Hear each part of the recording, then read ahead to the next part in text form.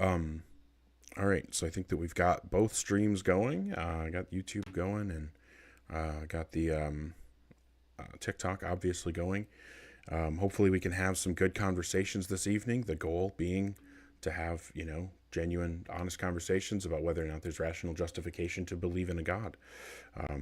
My position is that we don't have that kind of justification, but hey, I could be wrong. I could be wrong. So yeah, we'll see if we can have some good conversations. All I'm asking is for folks who are 18 plus and have some kind of argument or evidence that would provide rational justification for their theistic position. I'm not gonna necessarily hold my breath that we're gonna be converted tonight, but hey, it could happen. All right. Um,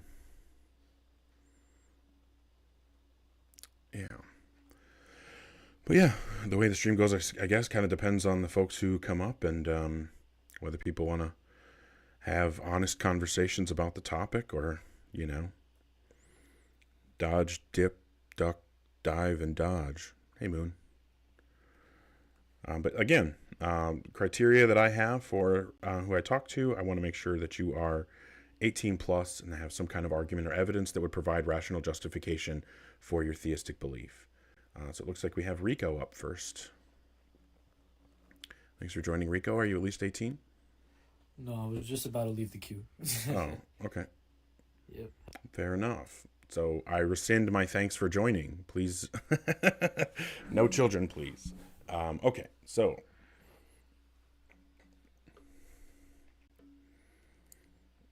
we'll see if we can have our actual first conversation. Hi, are you at least Yeah, 18? I am.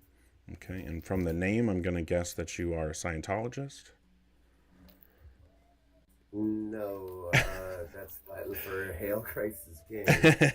Yeah, sorry, I was tried some dry sarcasm there. Maybe it was a bit too dry. No, I hear you. I um, actually, believe it or not, I'm one of the very few Christians. I try to use science to solidify my beliefs.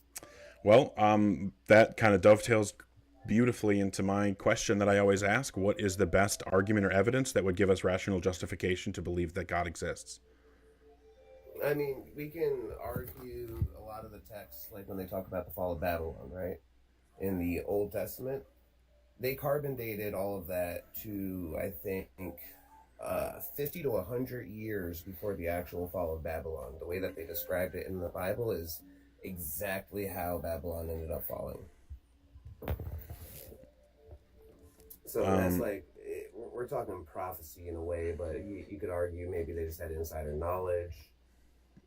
But, there's prophecies that actually get fulfilled in Old and New Testament.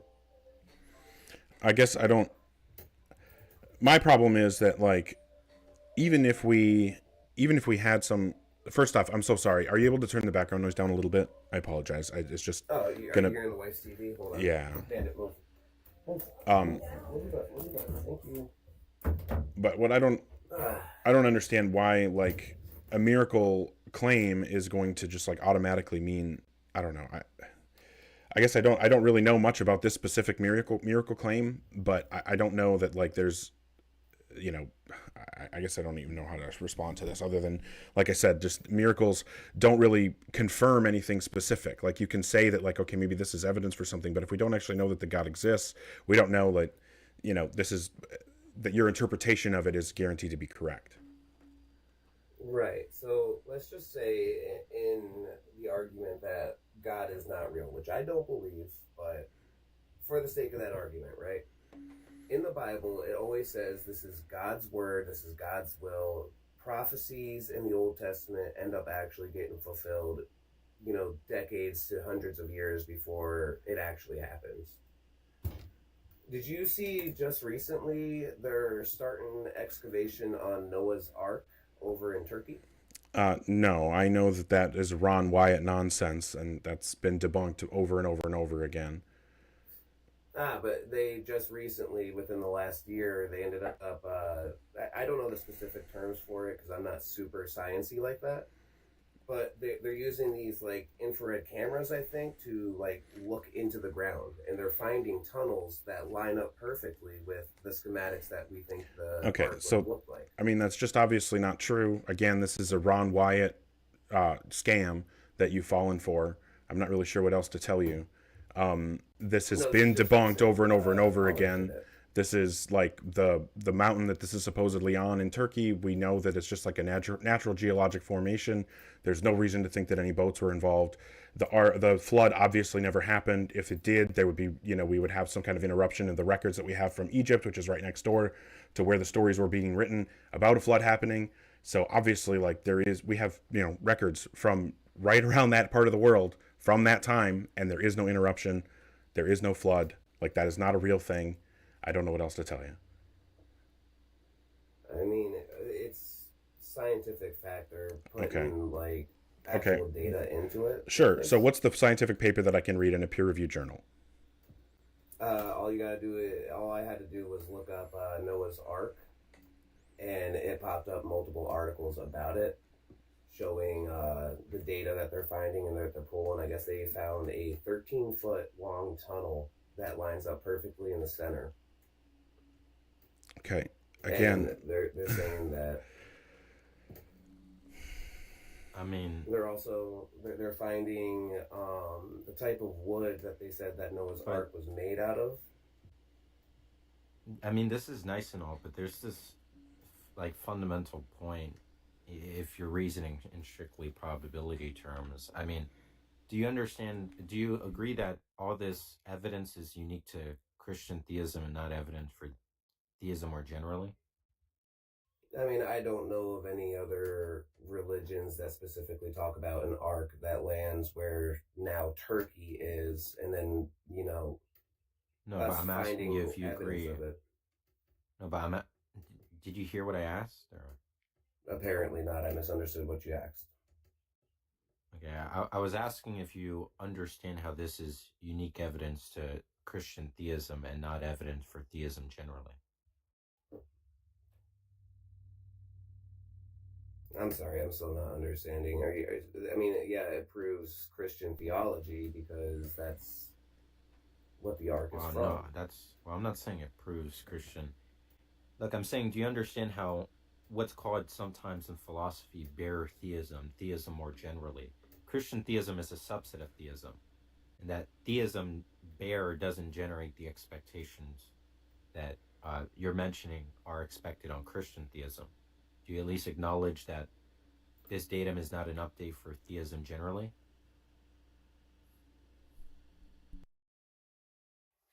I'll be honest, I'm still not understanding. Can you ask me that in layman's terms? I'm not the smartest. Yeah, I'm just asking you if you agree that it's evidence for Christian theism but not theism bare. Yeah, I mean, the ark was Christian. It would make sense that would be what it's proving.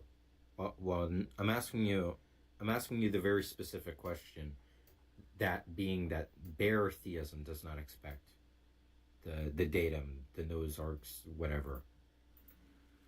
What is bare theism? Let me ask you that then, so I can actually understand what we're talking about here. Theism bare. It's just the God hypothesis bare, not any specific type of God hypothesis. Just the thesis that God exists bare. I mean, realistically, if there's a Bible that says God is true, well, let's not. Come on, get a focus. I'm gonna bring it back. I promise. I just want to. The Bible said. Look, hold on. We don't need that. Just focus. Just a direct answer. Do you understand how bare theism doesn't expect those facts? No, I don't think I can understand that because I'm not really understanding the question. Apparently. Okay. Do you understand what I mean by bare theism? Are you still confused about that? I think that's where I'm stumbling with this is the bare theism. Are you saying that like just the argument for God itself? Just theism, just that a God exists. Not Christian theism, not Islamic theism, not deism, just theism as bare as it gets.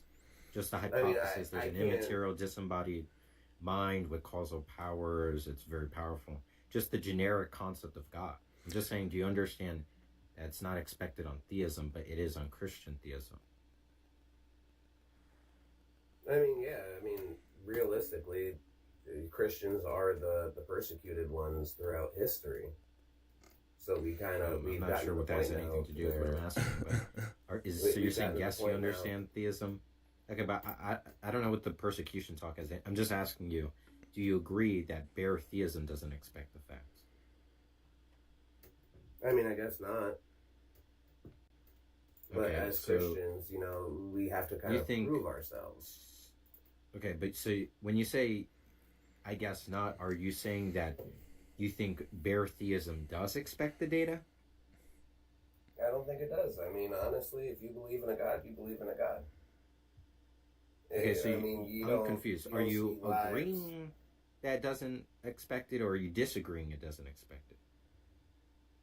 I guess I'm agreeing that we're not expected to have it. Okay, so then if you agree those stuff are not expected on Christian theism, on bare theism, if we had an assumption like the starting probability of atheism and theism is roughly equal, and this fact is no update for theism, then that just wouldn't be a reason to believe in God. If it's unique to Christian theism, what that means is the probability of Christian theism goes up at the cost of other forms of theism going down, because the probability of theism generally is remaining the same, because Christian theism is a subset of theism. Theism is the summation of all forms of theism's probability. So if it's not an update for theism generally, then the probability of theism generally remains the same. And when it's evidence for Christianity, kind of think about it like this. Here's a concrete example. If I want to reason I'm either holding a marker or a pen, imagine we just know it's a marker or a pen, and I want to reason it's a pen specifically. And if we share background information that the colors of pens and markers are fair, that they don't have any favored color, okay, then if I see the object and I focus my vision and I realize the object is red, since neither the marker or pen hypothesis expects redness, that's not evidence it's a marker or pen. But what it does do is make the hypothesis it's a red marker or red pen more likely, right, than the other versions. It's not an update for pen over marker, but it is an update for red pen and red marker. It's more likely it's a red pen than red marker, but not more likely a pen than a marker. In the same way, this type of Noah's Ark thing would be Christianity is maybe more likely than non-Christian theism, but theism doesn't become more likely than atheism. Yeah, I think another way to look at this is that because Monkey Boy and I are not currently under the theism umbrella, when we look to these types of situations and we try to come up with, okay, what's a potential explanation, we're not going to appeal to God as an explanation because that's not currently in our worldview. So we're going to look for other ways that we could potentially explain the data.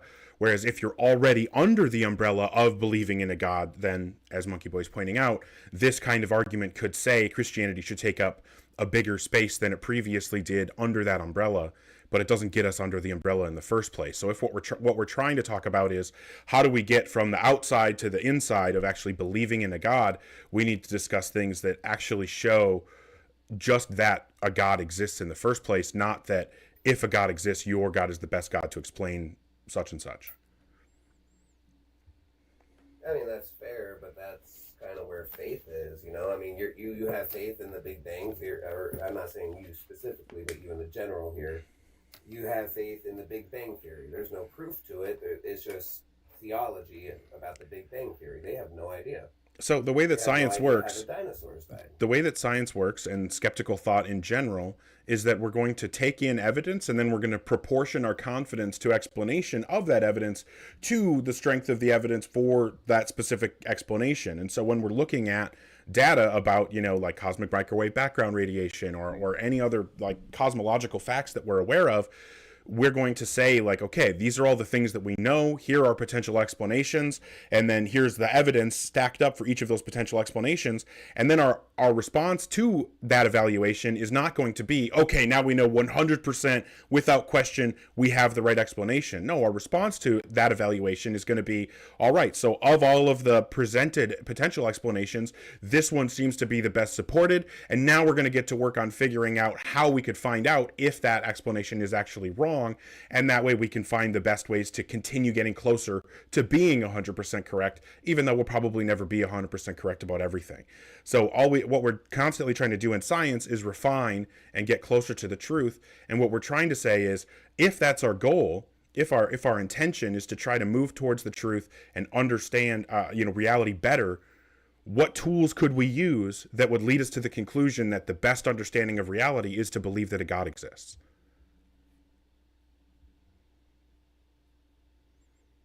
Was there a question in that? Yeah, at the end there, if our goal is Okay, to what was the believe question? true, if our goal is to believe true things about reality, what are the tools that we can use that would lead us to the conclusion that a God does in fact exist? I mean, that's just, reading and cross-referencing and having discernment, honestly. Okay, I guess more specifically, and maybe that's on me for phrasing the question badly. What is the evidence? What are the arguments that provide philosophical support or tangible, evidence that would give us reason to think that a God exists in the first place? Again, if you read the Bible, there's plenty of instances where there's prophecies of them talking about future things, and Well, again, throughout the entire Bible, it says this is God's word. I was sure, but the influenced Quran by God. the Quran also has explanations and prophecies and all kinds of things, and they say that all comes from Allah, and other religions have the same thing. Yeah, but the Quran also says it's But okay also to marry an notice the 8-year-old objection I girl. gave. What's that, Monkey Boy? I mean, on the point of that, I mean, any type of theist is going to do the same to Yeah. accommodate gratuitous evils or the seeming gratuitous evils, whatever. But I mean, notice the objection I gave earlier is just going to apply here too, which is that what you can always do is you can get evidences unique to Christianity that are not to theism, but that's because Christianity's constituted by theism and a bunch of other propositions.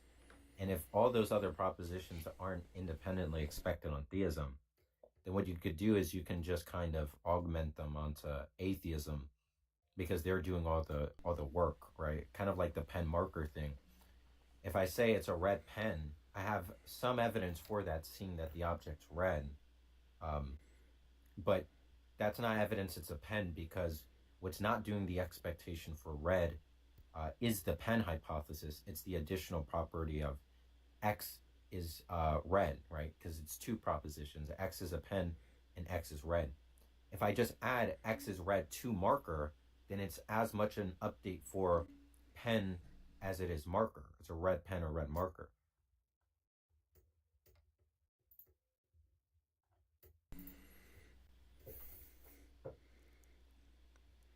Yeah, I think at the end of the day, what we're saying is we can't jump straight to the position that you're at, right? There is a fundamental thing. If we're saying, like Monkey Boy's pointing out, if we're saying that we only know the color of the object that we're holding, and what we want to know is what type of object, what type of writing utensil it is, then just talking about the color isn't going to help us. We need to actually pursue some other method of investigation besides our ability to sense color to find out what kind of writing utensil it is. And in the same thing, if we want to say that a God exists, well, we have to have some kind of evidence that is expected under that bare theistic hypothesis that actually would move the needle on our assessment of the probability that a God actually does exist. So again, yeah, I mean, you can't give evidence that's just going to say, if a God exists, then it's the Christian God, because we're just going to deny the antecedent. So what would get us to believing in a God in the first place? Is there any argument or evidence that you can give for that? Only stuff that's in the Bible. Okay. Honestly. I mean, is there any reason why we should... Also, the generations of slavery that Christianity supports is far worse than the single instance of Aisha. I mean... Can't really argue with that. Are you talking about biblical times, or are you talking about like recent American history with that? Porque no los Yeah, I'm dos, talking my about- friend. Well, I mean, Say yeah. what? I said, why not Well, both? The Bible, Well, back in the in- Bible endorses before- instances of slavery. Yeah, it's Really? very explicit. I'm actually really glad that you brought that up, because that's actually in my notes from studies that I did today. Let me go over to it. Give me 1 second here to catch up. Okay, so in Hebrew, they only had 100,000 words, right? Okay, hold on. So we're not trying to like get into some kind of slavery apologetics. What I think that No, this is not slavery apologetics. I at think all. there's a promise broader you that. point that was being made though. We're not trying to like I don't know. At least I'm not really interested in zeroing in on your reasons why you don't think that the slavery passages in the Bible are all that bad. What it comes No, that's not what I'm saying. I'm saying that they're mistranslated. Yeah, exactly. You're saying they're not that bad. That they're not as bad No, as I'm we saying think that they they're- are. They're not slaves. Yeah, that's my point. You want to get into saying If why you you have- don't think it's if as you bad have as a other people name- do. And what I'm telling you is that I'm not interested in that conversation. The conversation that I'm interested in is whether or not there's justification to believe in a God. And if what we're trying to say is the only way that we could come to believe in a God, what you're saying is the only way that we could come to believe in a God is to think that the Bible is a reliable source of, supernatural and metaphysical truths, then that's a really high bar that you have to meet to support that through evidence. So talking about what you don't want to do when you're trying to support that with evidence is talk about the horrible things in the Bible, which is why, of course, we're going to bring that up. What you should be doing is giving us actual things where we agree with the Bible, reasons we should think that the Bible is reliable, not just trying to like paper over the disgusting stuff from the past, whether it be slavery or murdering children or misogyny or any number of other horrible things that are in there. Did you know that God actually favored women throughout the entire Bible? That's what you got from what I said? That's what you got from what I said? Well, there was multiple points. We've already touched on one thing. You refuted it with something. I tried talking to you about like the slavery thing. You want to refute that and say that it's not a thing. So No. yeah, that's the last thing that you brought up that we haven't touched on yet. No. What I'm saying is the point of the conversation is whether or not there's justification to believe in a God.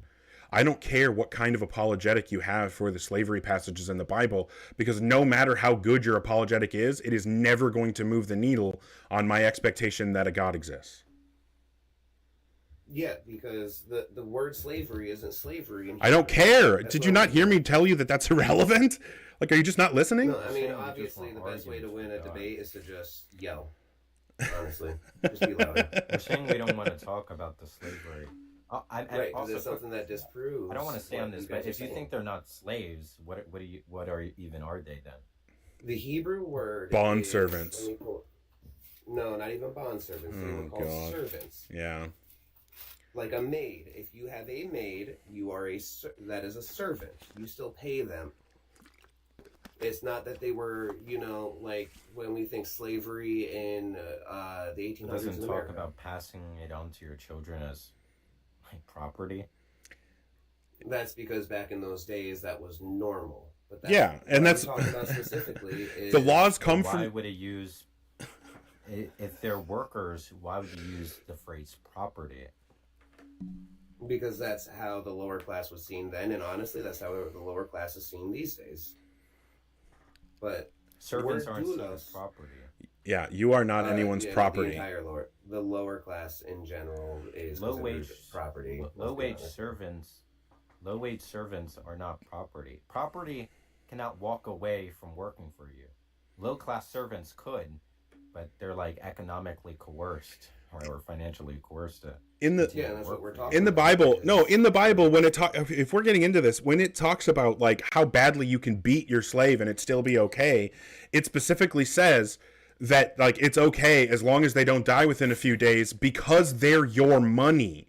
It says it's the your reason. worker. Yeah, the reason that you can beat them is because they are your money. It doesn't say that they're your property. It says they're your money. They are literally Well, again, they it's- mean the same thing as a piece of paper that we put George Washington's face on today. That's how the Bible views these quote unquote workers or servants that you're talking about. That is not That's how the that English Bible does. That's not an employee. Again, That is in a Hebrew, property. there was, sir. In Hebrew, there was over I don't- 70,000 words. Again, I don't. In Oh my English, God. there are over 1 million. I know you don't care, but I'm literally refuting what you're saying. It doesn't matter. Honestly, I'm sorry that we are. I'm sorry that we're going down this route. No matter what apologetic you give for slavery, it's not going to make me change my position on whether or not a God exists. The point of the conversation is whether or not there's evidence for a God. So I'm asking you to focus on, is there an actual argument or any evidence that would give us reason to believe that a God does in fact exist? I mean, the earth in general, honestly. Okay, so if you asked me, Ogar, why do you think that people should be an atheist? What's the reason to believe that no gods exist? And I say, well, the earth in general, would that make you an atheist? No, but Would you say that was a really good argument that I gave? And if I said that to you as an argument for atheism? No, because you have Okay, science. fantastic. I agree. I'm glad. I'm glad that you agree that that would be a really shitty argument, because it was also a shitty argument when you gave it. If you're saying that there are features of the world that should lead us to believe in God, that's what you need to point to. You can't just say the earth and think that like premise one, the earth, conclusion, God exists. Like, that's not how arguments work. You need to draw the inference from why we should think. I've tried giving you multiple examples, and every single time you say that you don't care. You haven't given a single one. I'm trying here. You haven't given a single one. What are the features of the earth that should make us think that a God exists?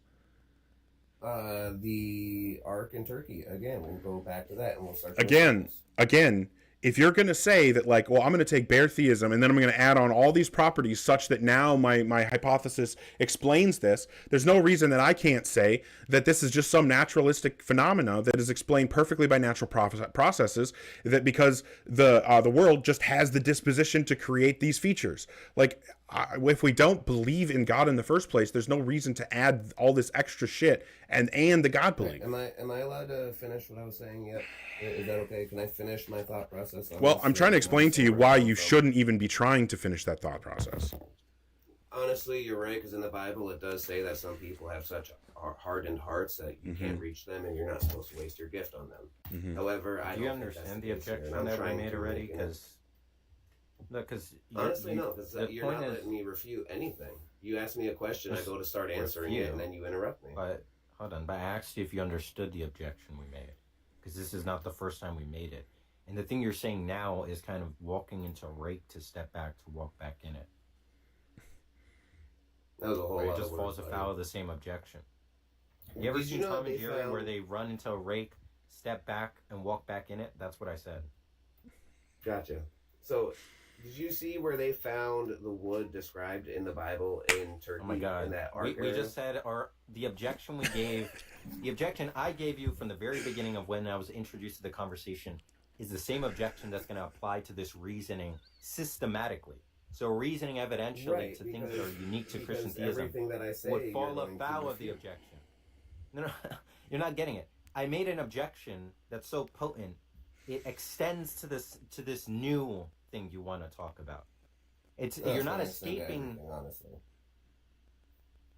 Well, no, it's only to evidences that are unique to Christian theism. If you had arguments, so I have to find something evidence that proves every God and not just a Christian God. No, I'm saying that you can have independent evidences for bare theism. Yeah, this is why most theists, a lot of theists, and I would venture to say the ones who are best at having these types of conversations are the ones who try to do this in stages. People who say, like, okay, I understand that I can't get you to believing that Jesus walked on water and resurrected from the dead and that heaven exists and all that. I can't get you there from zero. So let's start at the most fundamental thing. What is the God that I believe in, and why should you think that that exists in the first place? And then once you've demonstrated that, then you start saying, okay, now what are the other properties that we can justifiably add to this thing that you now believe in?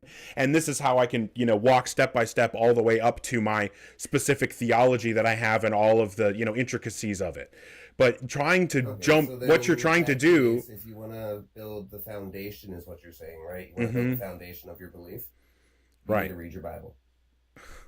That just presupposes that the Bible has something worthwhile to say. I don't have any reason to think that that's the case. Have you read it yet? I grew up Christian. I'm not going to claim to have read every word of the Bible, but I've read a lot of the Bible. I took it very seriously when I was a teenager. I don't know what else to tell you. Like this, it's not like I haven't listened to, dozens and dozens, if not, hundreds or thousands of hours of debates over the years, and done all kinds of research about this. Like I don't know what to tell you. It sounds to me like whoever was teaching you when you were younger, they did a bad job at building foundations. Okay, well, this is why just the a house matter fell. that doesn't really matter. Yeah, it has nothing to do with the conversation. No, it does though, because you can't build a foundation off of other people. Again, no one. That's really not how cares about religion that. in general works. Okay, that's fine. That's We what just he really literally don't- just brought up, Monkey. Okay, we don't care. The point just right, is because I refuted you wanna- what you said, and now you don't care because I'm refuting it and explaining why it won't work. I'm not saying that what I knew about as a teenager is the reason why I don't believe in the Bible. I just was being honest and not claiming to have read things that I haven't read. I'm not going to claim that I've read every page of the Bible. That's fine. What I'm telling you is that I do have what I'm telling you is that I do have an understanding of a lot of things about the Bible, and I also have an understanding of the arguments for and against it. I have an understanding of the apologetics that are being offered, and I also have an understanding of what kinds of arguments are relevant to the types of conversations that we can have here. The type of conversation that we're supposed to be having right now is about whether or not there's justification to believe in a God, and if we don't already believe in a God, then we have no reason why we should think that the Bible is some reliable source for supernatural and metaphysical claims. Like, I don't know why I should think that the things in the Bible are true. You have to show that first before you can say, read the Bible. Before we can talk about the spiritual, because you can't prove the spiritual, right? There's no evidence. So you have to look at the physical first. There's physical evidence that proves the things that happened in the Bible actually happened with the physical stuff. Once you see the physical stuff, then you kind of explore the spiritual side. We've been asking you for evidence or an argument this entire time. You've been up here for half an hour. I still have the best that you've done so far. Genuinely, the best argument you've given is the earth. That was your best.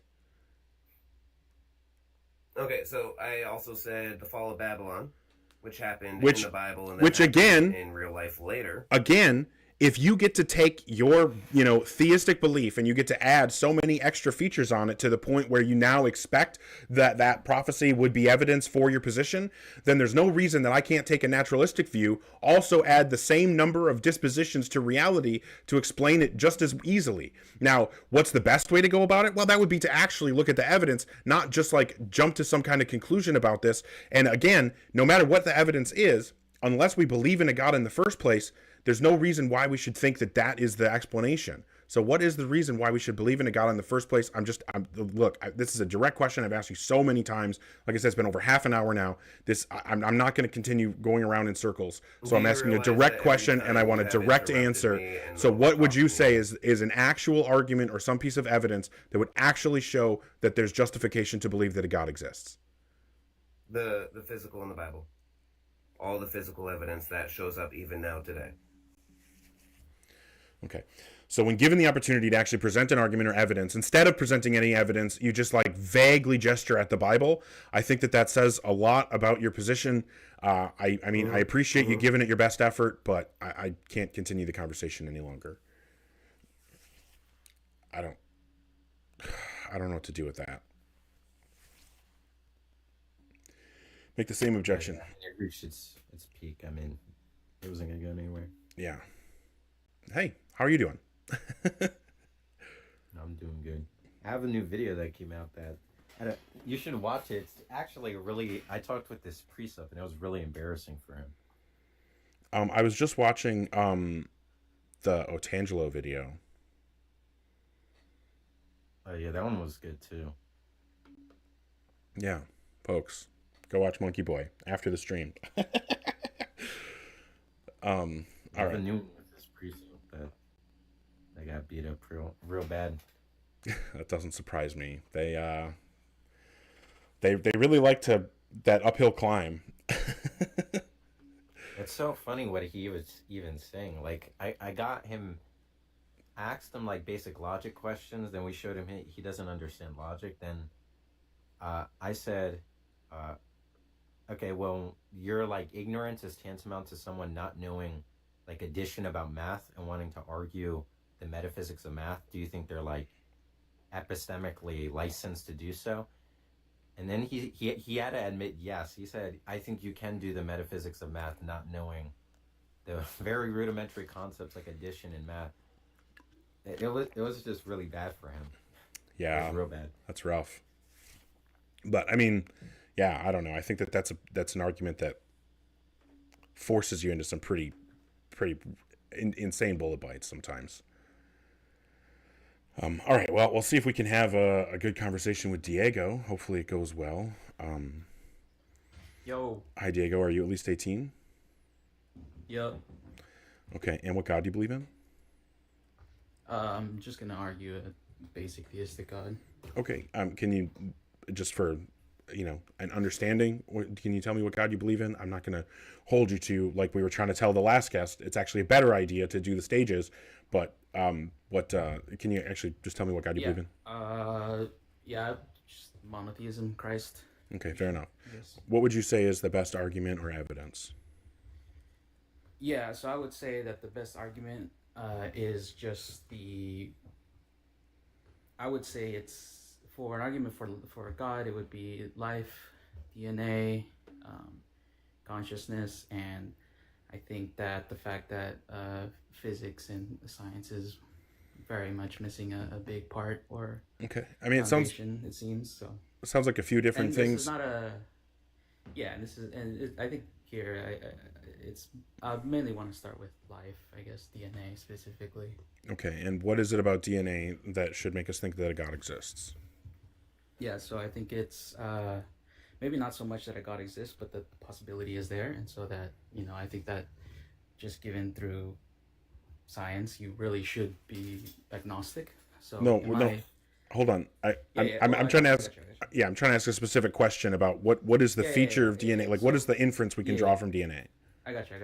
I just gave some context, but so I think DNA specifically is because it's very, and then I guess life in general, cells. It's kind of it really is just language and a code, and it's a language that we can use and translate our languages into and our words into, and it's essentially an instruction manual for the cell to replicate. And so my And- argument here is that if there is a language or code embedded in DNA, that implies that there is a meaning behind the language or information in DNA, which implies intelligence.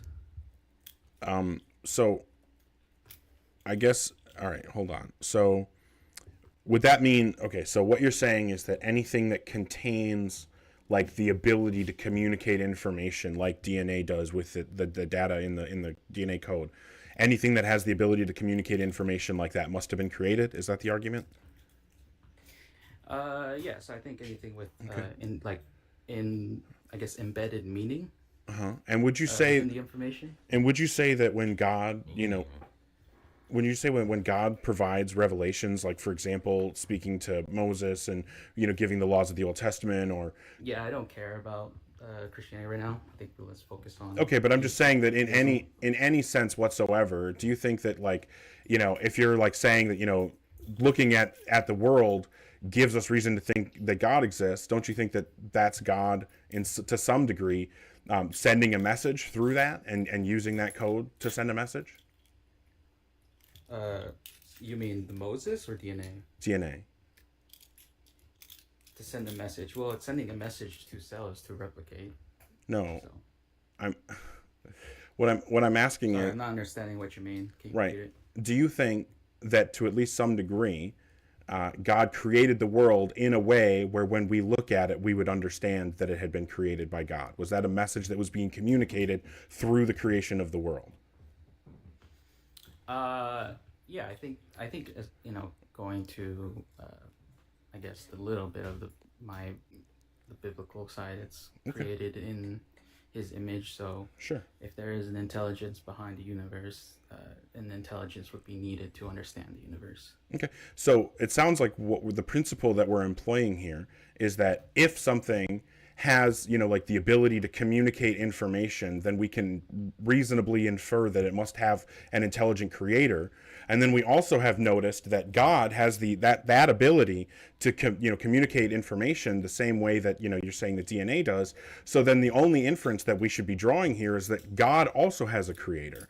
Unfortunately, if God exists, then God is an ultimate being. But if God was created, God is not an ultimate being. So I think that the only conclusion we can draw from the principle that you've introduced into this conversation is that God doesn't exist. No, because if in this case it would be God creating out of himself, or like within. So like I don't think everything needs a creator. So if you take reality, I think God is, which just exists. So he says, I am that I am. I think he is reality. Yeah, this isn't a response to what I said. I didn't say that you said everything needs a creator. I said you gave a specific criteria for how we can tell something must have been created. And if we apply that criteria to God, we see that he fits it. Therefore, by your own logic, he must have a creator. And again, if God has a creator, God is not an ultimate being. If God exists, God is an ultimate being. Therefore, God doesn't exist. So let's say God does have a creator, and he's still all-powerful relative to us, and there is an afterlife. Would that not just be God for us? Does it matter if he has a creator or not? No, it would just mean that it's not what we mean when we talk about a God. Well, it would be. It's just, okay, well, he has. I don't see how this is proving your argument for our atheism. Well, I think that an intelligent designer who would be a God to us. No, I mean, at best, what you're talking That's about. What you're saying. At best, what you're talking about is that there's some like alternate or Right, like 'cause parallel Zeus was reality created, where some Zeus was advanced God. life form, created our universe through some causal power from their universe. But that's not a god, right? Like if there's just some guy named Zeus a Jacob, god? that's not. If there's just some guy named Jacob sitting at a computer monitor pressing a button that spawns a new universe because their technology has the ability to do that in some other universe, that's not a god. So if you're just saying Zeus a that, god? if you're just saying that you think that there was some like intelligence behind the universe, that doesn't mean that a god exists. The question was whether or not Was there's Zeus a evidence for a god. So do you have anything like that? Was Zeus a god? Okay, so you don't want to actually engage in the topic, or? I'm just saying, because Zeus was created and he's a god. I mean, there's many issues to address with the argument. I mean, the first and foremost issue is just, I don't see why it would be expected on theism, even assuming design theism, that God would create one DNA, well, further that he would create life, he would create life biochemically, and that he would create biochemical life where DNA has like code adjacent features or language adjacent features. Yeah, but that's just your opinion, right? So I just don't. Why would we put our thoughts? The Big on Lebowski God, defense. God, right? The It big- doesn't really. I never even That's- I never even said anything about Okay, go ahead. my You're opinion on anything. misunderstanding. I said that you haven't explained how theism expects all those layers of things. That to arrive at the thing you want to say is evident for theism, you would have to show how theism expects all those other Hello? layers. Hello? In addition with that. Yeah, can you hear us? Yeah. I cut out for a bit. Can you repeat that? Yeah, I was saying that this thing you're saying is evident for theism. Can you hear me? Yeah, I can hear you now. Yeah, that the thing you want to say is this thing you want to say is evidence for theism. It's not even clear how all the further things. Even there's like way too much going in this background. Yeah, Diego, are you? All right. Yeah, Oofta. Yeah, I don't think that. I don't know. I honestly like. I don't even know how the to. inductive case is humans create code, then I don't see how that gets you to a disembodied non-human agent. To be honest, I've stopped even trying to pursue that route because they just don't even like. It's like that can't. It just doesn't get through. Like, okay. Apparently, Diego wants to continue the conversation. We're gonna. If you could cut down the background noise just a tad, maybe mute yourself when you're not talking. That'd be fantastic. Yeah, my bad. I actually didn't have much time, but I'll just leave it at this. I think there's plenty of reasons. Okay, well, I guess Yeah. you just don't have anything if you're just going to leave it at, you know what, even though I haven't given any evidence and I haven't explained how the things that I've said have anything to do with why we should believe in God, I still think there's good evidence. Like, what? I don't know what we're doing at that point. Okay. So yeah, don't currently have anybody requesting. If you are 18 plus and actually have some kind of argument or evidence that would provide justification for your God belief, feel free to come up. It's been, I don't know. I've had some rough few days here with trying to get people that actually want to like genuinely engage in the conversation. Yeah, but those rough few days are just a part of God's ultimate plan. Oh, true. How could I forget? Yeah, they're soul building. Hi, Philo Dragon. Are you at least 18? Yeah, I'm actually a friendly. Oh, Monkey okay. Boy knows me. Oh, fair enough. Sorry. Yeah. Random question though. This may sound random, but do you play heavy metal by chance? Yeah. Are you serious? Yeah. Dude, so I'm sure you know who J Mike is. Oh, yeah. Okay, so I play in a band with J Mike, Oh, that's cool. and we're looking for other people to jam with us. So I was like, this guy's gotta like metal. Oh, I thought you were gonna say that like you knew me through music somehow. I thought that's what you were gonna say, because I've been a death metal drummer for like over 20 years. Bro, are you kidding me? We're looking for a drummer. Well, I'm doing my swan song right now. Literally, like not this past weekend, but the weekend prior, went into the studio for the whole weekend, recorded 11 songs, putting out an album with the band I'm currently in, doing some festivals this summer, and then I'm hanging up my sticks. I retired once before, and I got pulled back in, and I'm calling it quits this time. I'm too fucking old. Damn it. Okay. I know. Maybe we I could- mean, this is evidence for some higher power. It can't be coincidence. That's awesome. No, I am familiar with J Mike, and I've seen a bunch of his TikToks with music and stuff, and it's cool stuff. I'm a brutal death metal guy though, you know what I mean, like Gorgasm and Putridity and shit like that. Yeah, I love all of it. Yeah, I'm 47. I've been playing metal since I was young. I played professionally drums for a long time, then I switched to guitar, and now like J Mike and I are doing really heavy 10-string guitar, Meshuggah type of stuff. Yeah, I've seen some of the stuff that he's posted with like lots of extra strings and lots of Meshuggah-y chugs. Yeah, so maybe we can convince you to become a vocalist. I mean, that is a thing that I have done prior. I've been in bands doing that. It's a lot more fun than playing drums, I can tell you that much. Okay. Well, we definitely got to stay in contact, brother. Appreciate you. Yeah. I mean, I'll follow you, and yeah, we can talk for sure. Awesome. Yeah. That's In good company too. Monkey Boy's the goat, bro. oh yeah, somebody I've been watching for a while, so I don't know. I just have to not fangirl when he comes up here. I know, dude. Okay. Well, yeah. Good to meet you, brother. Appreciate Likewise. Thank you. it. Okay. I actually gotta go too, but it Yeah. was cool being up. I'll catch you the next time because I come around here whenever I can, so I catch you another time. I appreciate it. Take care of yourself, man. Yeah, word, peace out. Awesome. Well, yeah. Oh, well, I guess he already left. But if you guys aren't following Monkey Boy, yeah, go follow Monkey Boy. Yeah, Lobes, Gutturals. Lobes is another guy that does music or has done music.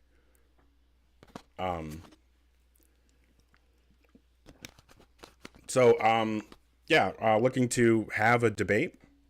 My position, obviously, as you can tell by the words above my head, is that God is fiction. I don't think that there is any rational justification to believe in a God. If you are 18 plus and believe that God does exist and you have some kind of argument or evidence that would provide rational justification for that position, please feel free to come on up and we can chat. Thanks for the support. I guess I'm really bad at paying attention, but it looks like a lot of people have been supporting. Thank you, Lupine. I sincerely appreciate it. Lem, Oggs, Lobes, Sway, both sides, Mikey. I sincerely appreciate it, you guys. Brad Bradley Cooper. I don't know what would you want to be called, if you're just like a Brad, or if you're a Bradley, or if you're Bradley Cooper.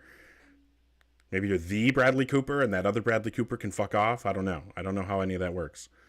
Oh, probably just text prediction. Oh, I know you. Like, I remember when I was building my first, yeah, man, I remember, oh, thanks, Philo Dragon. Oh, yeah, dude, I've never looked cooler. The coolest I have ever looked, unfortunately, or fortunately, I don't know. That's a lot. I don't know what that is, but thank you. But yeah, probably just text prediction. I remember when I was first trying to start building up followers so that I could eventually go live, I was go into like theists lives and stuff. And I remember we were like on a panel together or something like that. Like this was, you know, like I said, before I started doing my own lives or anything, but I remember that. But yeah, if you're in the comments and you want to have the discussion about whether or not there's justification for believing in a God, please feel free to come up. Like I said, 18 plus, and just, you know, have justification for your position. I'm happy to chat.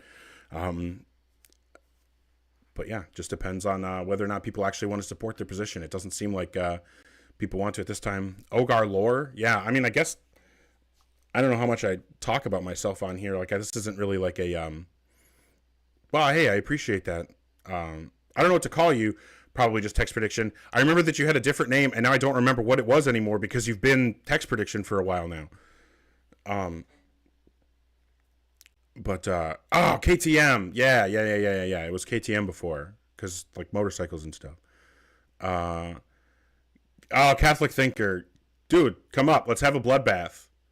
Let's throw down. Let's have like a Discord debate on TikTok. What could be better than a Discord debate on TikTok? But yeah, like I said, just looking for folks who actually want to have the conversation. The goal here is to, you know, actually try to move closer to the truth, right? I mean, that is the goal. I want to believe true things, and I want to not believe false things.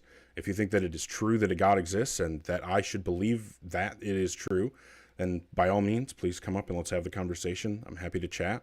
I don't understand the, you know, posting about your, you know, how wrong I am in the comments. When the guest box is open, you're more than welcome to come up and we can have the conversation.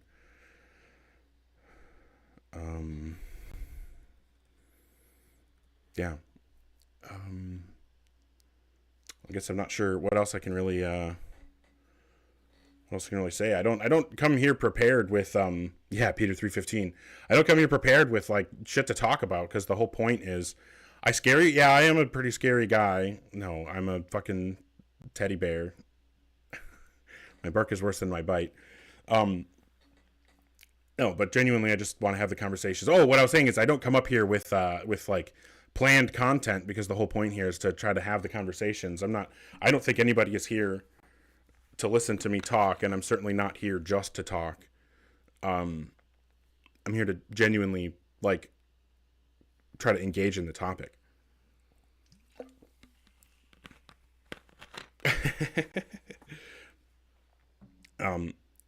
I don't know. I've had a couple of people, not many, but a couple of people ask me about doing like Q&As. I don't know what I would have to about any Qs. Oh, Moon, don't worry about that. Okay. Oh, it's rough. It's rough in these parts. How's it going, Lobes? Hey, yeah, so if God's fiction, then why do you hate God? Ooh. Oh, because well, he's mean, okay? He's mean. It's not my fault. Sounds like a skill issue. Yeah, well, I mean, that's fair. That's fair. It's probably just because I'm fat and I'm ugly and I'm mad at God for making me fat and Just ugly. because you're so... I almost jumped on that, but I feel like I'll get flagged for bullying or something. I've been flagged for bullying for no reason before, so, like, I don't want to actually give it a reason. I don't know. People do bring up a lot, Oh, you like philosophy? Name every philosopher. That's funny. How does it feel to lose? Oh, you love your mom. Name 3 of her albums. name 3 albums. Oh my god. I don't understand the like why people won't like come up and actually engage, and it's just, I don't know, it's kind of frustrating. And then I don't know what to do in the in-betweens. Like, you play music and stuff, but like, I don't know, like I never know what to do. I don't have stuff to talk about. Maybe try playing some music. Yeah, I don't know. I guess I I feel like could. my music gets boring because I got like these 2 tracks that I'll usually play, and once I've played them more than like twice each, I'm like, well, remember that one night I switched back to the jazz that I used to play? I switched up the vibe from jazz to metal. I was like, you know what? I feel like Loeb should have some metal playing. Yeah. This game. So, it's just more exciting. It's like, it's more hype. But switching to the chill jazz shit, that was pretty funny. Yeah, I think that was fun. Yeah.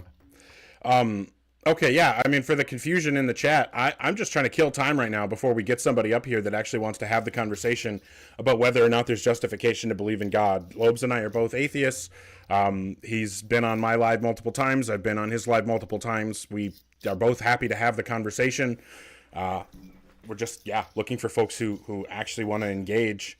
That's the goal. I mean, isn't it Thursday? Yeah, you joining tonight? Yeah, so I'll be on Lobes' live later, in fact. So I'm doing this live for a couple of hours at least, and then I'll be over on that one for probably another hour or 2 or however long I can, and like just looking to have the conversation. So yeah, I mean, we're just kind of like shooting the shit right now because what else is there to talk about? But okay. So here's the thing. Okay, I just to have some fucking thing to talk about it.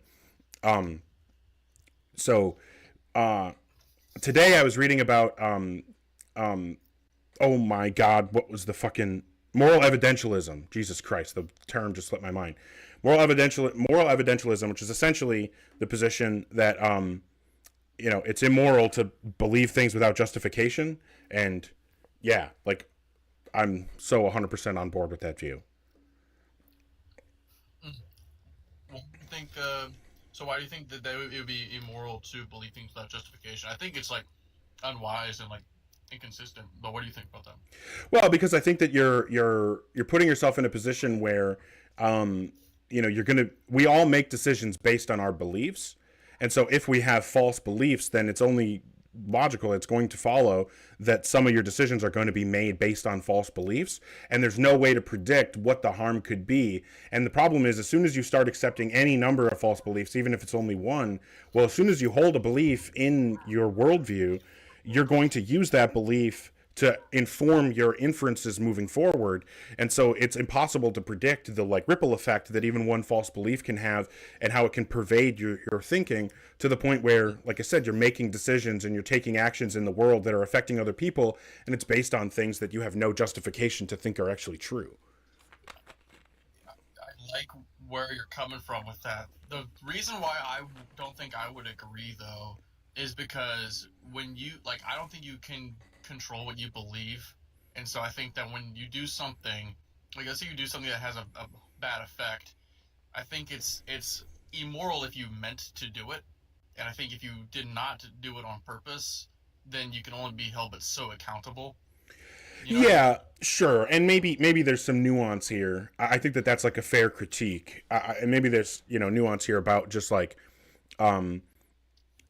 maybe it's easier to say that holding a belief isn't immoral, but like maintaining an epistemology that allows false beliefs through and doesn't weed, existing false beliefs out, that would be the thing that you do have control over.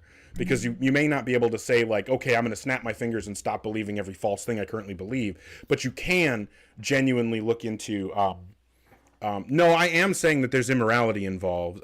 Something in the comments is saying that it irrational better than immoral. I think it's both, right? Like I said, like I think that there is some nuance there that you rightly pointed out, Lobes, that we can say that maybe the holding the belief itself isn't the thing that's immoral. It's the holding an epistemology that allows false beliefs to get through and doesn't weed false beliefs out, or isn't actively working to weed out false beliefs. Yeah, I think that I think that in in order for that to be the case, you'd have to like knowingly hold that epistemology uh, like incorrectly. Like you'd have to know that it's wrong and still do it. No, I think that Right. we have an obligation. I think that we have an inherent. But see, this is where you and I are going to differ. Is because I'm a moral realist. So I'm going to say that there's an objective obligation to work toward the end of having a sufficient epistemology to where you have reasonable justification to think that your beliefs are true most of the time, and that then to think that if you do hold a false belief, you're likely to identify it and get rid of it. Well, I will say this. I agree in a sense where I think that it's irresponsible to not try to learn more and better yourself and improve your epistemology. Um, but yeah, I think that being irresponsible, you could say that like you could have like a parent who's irresponsible and is negligent, and that I would consider that to be immoral. So if you're just like slacking off on something that's really important that affects other people, then yeah, maybe there is. I guess maybe there is some room for immorality to be in there, but I think that I would probably hold it to a case by case basis because I don't know what the rule would be. Yeah, like I said, I think that it's just like I think that every person has a responsibility to have well, Andy, I'm saying that it's both morally irresponsible and epistemically irresponsible.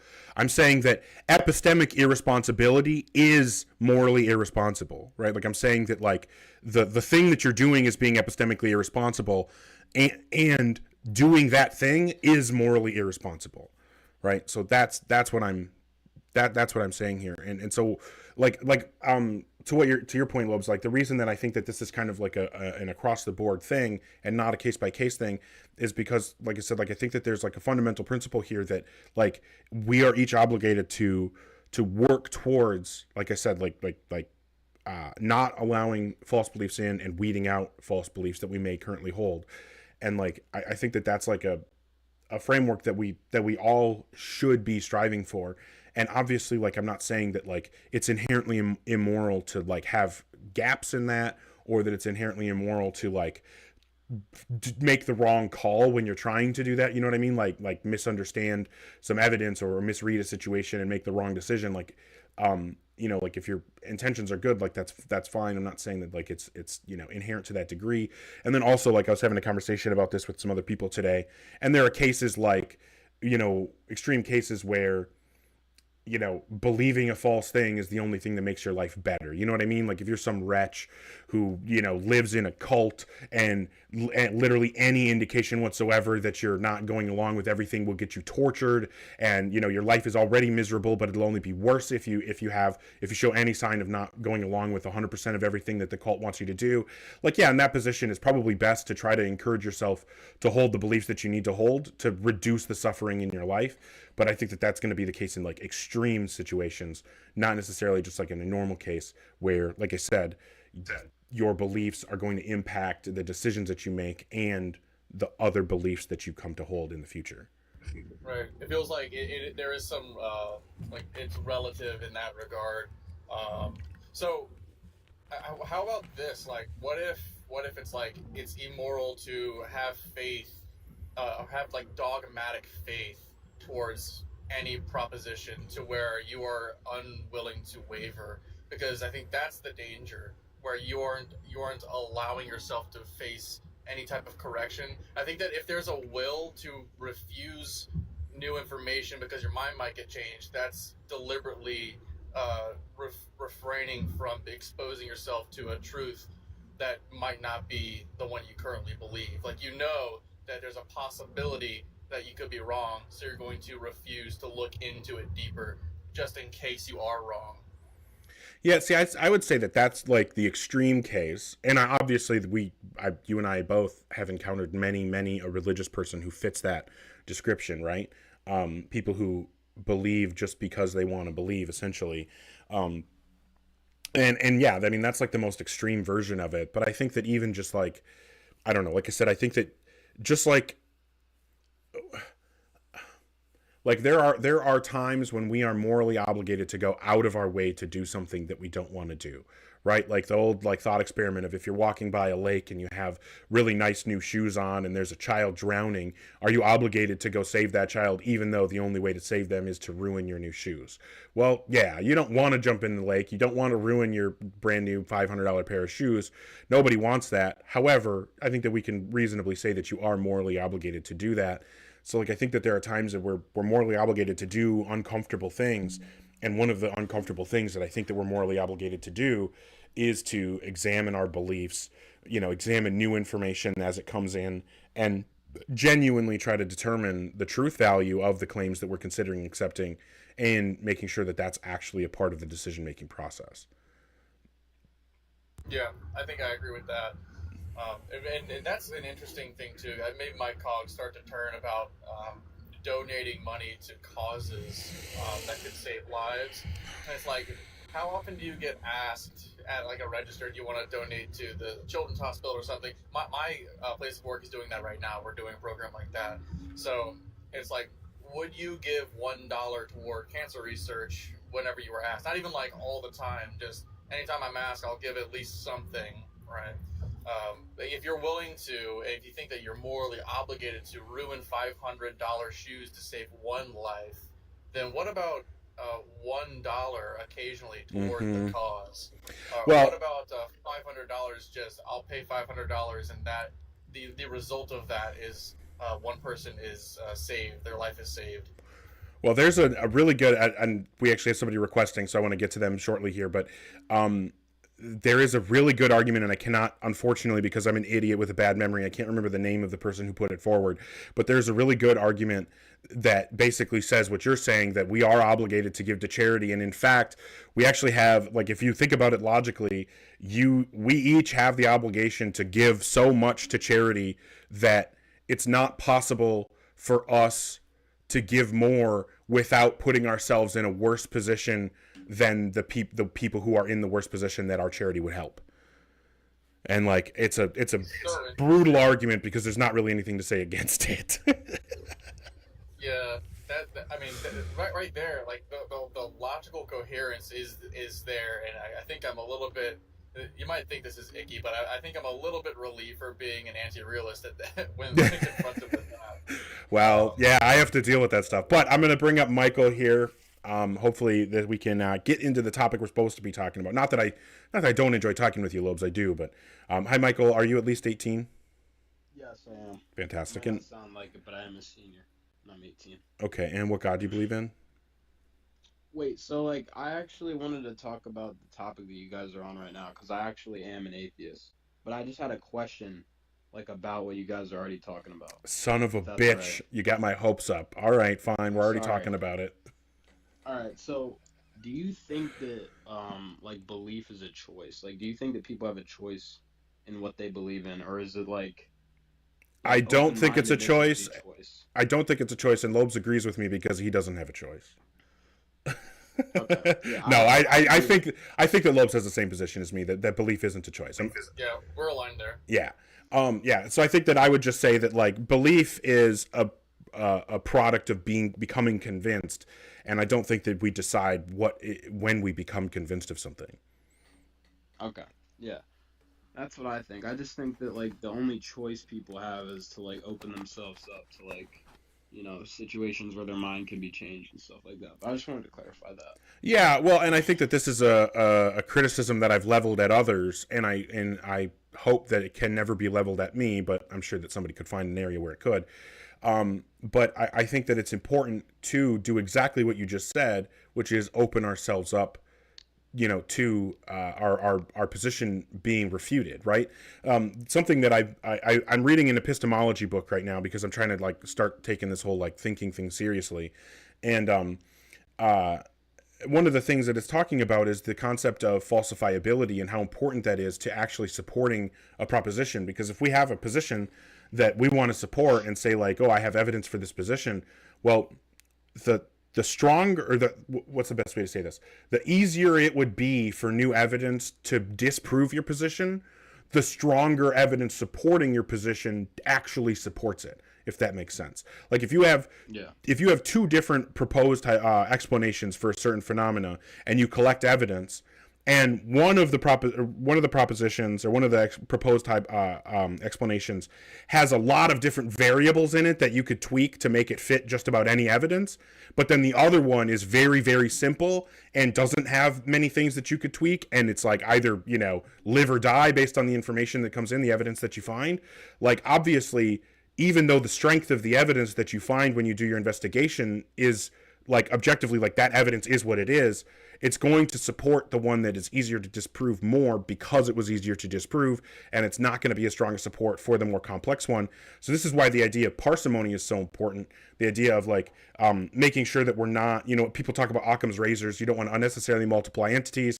The idea being, if we have a phenomenon we're trying to explain, and there are two proposed hypotheses to explain it, one hypothesis requires you to accept two things, and the other one requires you to have two things, and the other one requires you to accept three things. If they both equally explain all the evidence that we have, you should always prefer the one that only requires you to accept two things to explain it. And so, like, because the evidence is more strongly in favor of that thing with the two things, because would be more easy to prove wrong. I don't know if I'm just rambling, if any of that makes any fucking sense. No, yeah, that does make sense, actually. I'm glad it made some sense. I have another question. Do you think that, like, religion, like, or actually, where do you think that humans get their morals from? Because this is, like, the one thing where, like, when I converted to, like, an atheistic kind of outlook, that I was, like, tripped up on. Because I feel like, at least how I was raised, like, a lot of it was through religion, but I feel like I have, like, an inherent sense of, like, what's good and bad, regardless of, like, what people tell me or whatnot. Well, I'm going to just give you an argument. So I think that there are two different things that you could be asking. So let me confirm what you're actually asking. Are you asking what makes us care, what is and isn't moral? Or are you asking what makes moral claims true or false? I don't know. Like, where do humans get the sense of what's good and what's bad? Oh, well, where do we get the sense of it? I would say from evolution. Okay. Now, I think Lobes and I are going to disagree on what makes moral claims true or false, but I would assume that we both agree that our moral intuition essentially comes from evolution. Okay, yeah. Yeah, I would agree there. Like, either of us could go into this topic pretty deeply and have entirely different answers. For this thing, I'm finding more and more atheists who are objective moral realists. I think it's a thoughtful thing. I think it's intuitive to be an anti-realist, but I think it's a lot more. There are a lot more reasons involved with the realist position. There's a lot more thought, I think, that's gone into it, and I don't think that it makes really a lot of sense from my perspective. But yeah, like, we were just gonna get two different answers if we tried to say, like, what makes a moral claim true or false. I mean, I would say that one thing is true or false within a framework, whereas Ogar would say that, like, the truth value actually extends into objectivity. It's not just within frameworks in his view. By the way, I think J Mike said when he was on My Life last year, he said that he's an anti-realist as well. That doesn't surprise me. Yeah. Well, I think that, like, so here's the thing, Lobes, because it sounded like one of the things that you said is that you kind of think that there's, like, it's kind of semantics, and maybe you didn't phrase it that way exactly, but that's what it made me think of, is that when I was on the fence, when I was in the process of becoming convinced that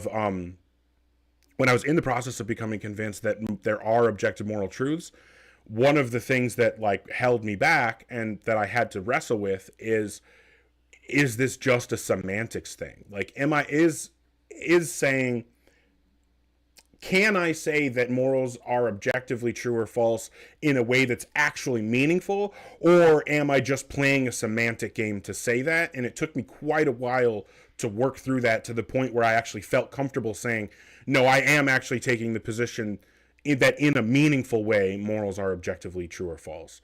And I think that that's, like, extremely, just from my perspective, my biased perspective, because it was a question that I had to ask, I can see why that would be a question that you would ask. And I could also see coming down on the opposite side of that question than I did. Like, I do kind of understand that. I don't know if you have a specific position on it, Michael, or if you wanted to like get into like where it comes from. It seemed like we had somebody requesting, but they ran away really quick.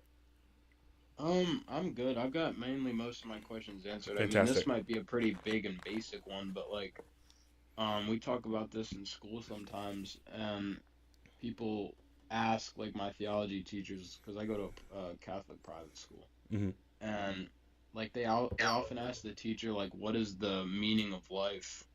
Because like a lot of them look at it through like a religious point of view, because it does kind of give like a pretty, easy to follow and basic like purpose of life. So what do you think the purpose of life is? So this is I really want to hear. Actually, I really want to hear Lobes' answer to this. Man, it's a per, it's a personal question for every individual, right? So my Yeah. name here, my name on TikTok, and well, just kind of everywhere now, is Lobes the Absurdist. So I don't believe that there is any kind of intrinsic purpose. I don't think that there's any intrinsic meaning to our lives or even the universe at large. I think that the universe just is, and that's what I have come to. I don't know absolutely, but if there is some kind of intrinsic purpose, I don't know any way to get access to that. Now, some existentialists like Jean-Paul Sartre would say that your existence precedes your essence, where you've got like you exist first, then you assign yourself some kind of essence or purpose or meaning that for yourself. I think that's great for people. I think I would prefer that, but leaving Christianity, because I used to be a Christian, where the creator of the whole universe has a purpose in mind for you and gives it to you, and it's your cosmic purpose. Anything that I gave to myself would just feel as artificial as it is. And so for that reason, I don't think that there really is a purpose. So I live for reasons that make me, that maximize my value in life, the things that make me enjoy living more, and whatever I happen to value, maximizing that. That's my personal, like my family, or these debates and stuff. I put a lot of value in that, so I just live the way that I want to live, and I try not to overthink it, because if I overthink it, it just there was this one thing that I said to myself one time. I think I wrote it down. Realizing that we live in this absurd universe where we're incompatible philosophically with our environment, where we want purpose in a purposeless universe. We want to live forever when that's the one thing that we're promised to not do. It's like, it seems like I would say it's a cosmic joke. Like, we're just the butt of this cosmic joke. But then it gets like, it got really dreadful. I'm like, there's not even anybody making that joke. It's just the state of affairs. And it stopped being funny. It kind of like gave me chills. So I think it's better to, like, for me, to not even dwell too deeply on it and not take life too seriously. That's my answer.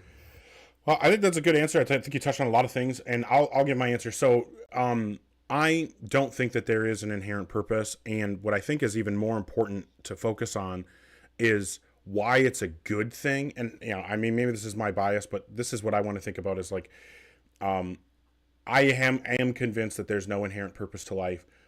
But like I said, I think that I want to know, like, should I be upset about that? And I don't think that we should be upset about that, because when I think about, like, what are the types of things that have purposes assigned to them, those things are objects. Those things are possessions, right? Hammers have their purpose assigned to them. Nails have their purpose assigned to them. Cars have their purpose assigned to them. If I had my purpose assigned to me, that I feel like that would make me nothing but an object or a possession of someone else. And I'm just like, like a pawn in someone else's chess game. So I think I have good reason to think that I don't have any inherent purpose. And I think that it's a good thing, because I want to be able to determine for myself. Like, I think the thing that gives someone value is valuing things. And so when you value things, you become a valuable thing yourself, right? And I think that, like, that we create our own value, we create our own meaning. And, like, I think that that's a much better way to live life than trying to live up to the standard of someone that we don't even have a reason to believe exists. Yeah, Loeb's kind of nailed exactly what I believe, and you kind of like brought into a new perspective, like the object thing, like not being a means to an end and being Yeah. able to like kind of create your own purpose. So I appreciate you guys for having me on. A Yeah, lot of insight. absolutely. Well, you have a good one, man. Thank you. You guys have a good night. Actually, the thing that he I just said. enjoyed that. What's that? I said I enjoyed that. I think that was like a happy like an accident. That was a pleasant like because I mean that's like very cathartic to talk about, especially in a space where everybody's kind of on the same page. Normally I'm in a room kind of the odd one out in this, but because you said some stuff that I've also considered too, and I agree with everything you just said. Well, I appreciate that. One thing that I noticed that the guest said right as he was leaving about not wanting to be a means to an end, like that just makes me think of Kant, and like this makes me feel like a total Philbro that I'm like, actually, that reminds me of something Kant said. But Name drop a philosopher. I name drop a philosopher too. I said Sartre. oh, that's true. You did. Yeah. I guess I didn't even notice that. I wasn't thinking about it. But yeah, like, you know, because Kant talks about the categorical imperative, and one of the ways that he talks about that is, you know, you have an obligation not to use other agents as a means to an end. You have an obligation to treat them as an end in and of themselves. And I think that it's like that's a thing that we all want, right? Like we all want to be treated as an end in and of ourselves. We don't want to be treated as though our only value is if we can serve a purpose for someone else. And I think that that's what happens. Like this is, oh my God, like I feel like, holy shit, dude, is this not now a reason to say, like another reason to say that the Christian God is evil? Because if it's evil to treat people, to treat other agents as a means to an end, and God is treating all of us as like, you know, pawns in his game to try to bring about whatever he thinks is the greatest world to like, to glorify himself, doesn't that make God evil for using us as a means to an end? Yeah, and like that's a good point. The whole paradigm is built on the end result. Like this life is but like filthy rags. You know, it's just a test. The eternity after is what matters. Colossians 3:2. Set your minds on things above, not on things on earth. If there's no God and you're just gonna die, then what's the point? Why don't you? You know what I mean? Like you've heard that a million times. And this is the whole. There's probably exceptions to this, but this is the general idea of not just Christianity but many theistic positions. And that I think is why the dread hits hard when you leave that and you start thinking about these things and you feel purposeless and you go down this negative nihilistic spiral. It really takes an entirely different outlook to get out of that, and that's a really good point that you've raised. Like if we are a means to an end, then yeah, if he's subjecting us as to a means to an end, and in fact, even if he isn't real, this idea of God is causing people to believe that it's good to be used as a means to an end. So you could say that even just spreading the gospel, that's actually very immoral. That's just one more reason why it would be immoral. Yeah, I think that you've got a good point there. I see that the comments are having a lot of fun with Kant. I'm not saying that we should believe everything that Kant said, but I do think that the man had a couple of good ideas, including the categorical imperative. I think that, you know, maybe it wasn't perfect, but I do think that there's a lot of sense in both versions of the categorical imperative, right? Both in the idea that we should treat other agents as an end in and of themselves instead of a means to an end, and then also the idea that if I think that something is okay for me to do, or in order to confirm whether or not something is okay for me to do, I should ask myself, would it be okay if everybody acted in this way, if everybody, acted on this axiom? Now that's a really difficult thing to nail down, because like you could say that like, oh, what's the axiom that I'm acting on when I do this thing? Well, the axiom I'm acting on is, as long as your name is Ogar and you're 6 feet tall and fat as fuck, you can steal whatever you want from anybody you want. Okay, well, yeah, it'd be fine if everybody used that axiom, because nobody else is a 6 foot tall fat ass named Ogar. But I don't think that so. You accidentally complimented yourself. No, it was unintentional, because you can't even insult yourself, right? I know, that's how dumb I am. But yeah, I don't know. I think that there's like the concepts from Kant are important, and I think that there's a lot to be learned there, but it's also incomplete. And we've obviously learned more things in the last whatever it's been, 300 years. No, a 6 foot tall fat ass. That's what I said. Okay, so we are not getting request. Like, I mean, you've been up here for like half an hour, and I don't think we've talked to a single opposition the whole time, right?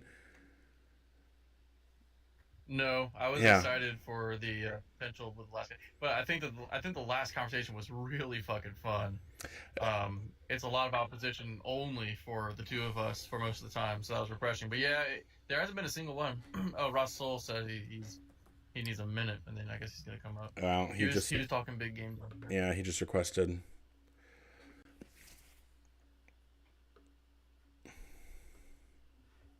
Hi, Ra, are you at least 18?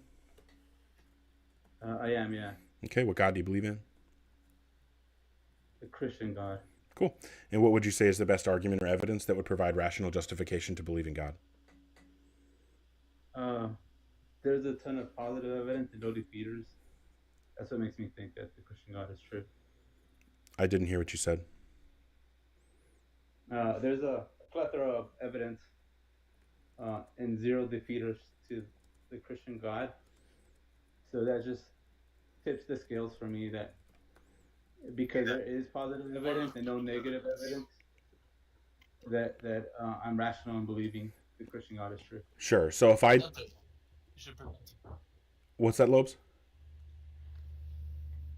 I was just saying he should present the evidence. Well, yeah, I mean, I was going to go a slightly different direction and just say, like, hey, I mean, if all we have to say to support our position is that there's a plethora of evidence and zero defeaters to our position, and then that means that we're rational for holding our position, then I think that, if that's the standard, then we can just say that about any position we want and say any position is justified, right? Like, I can just say that, well, I have...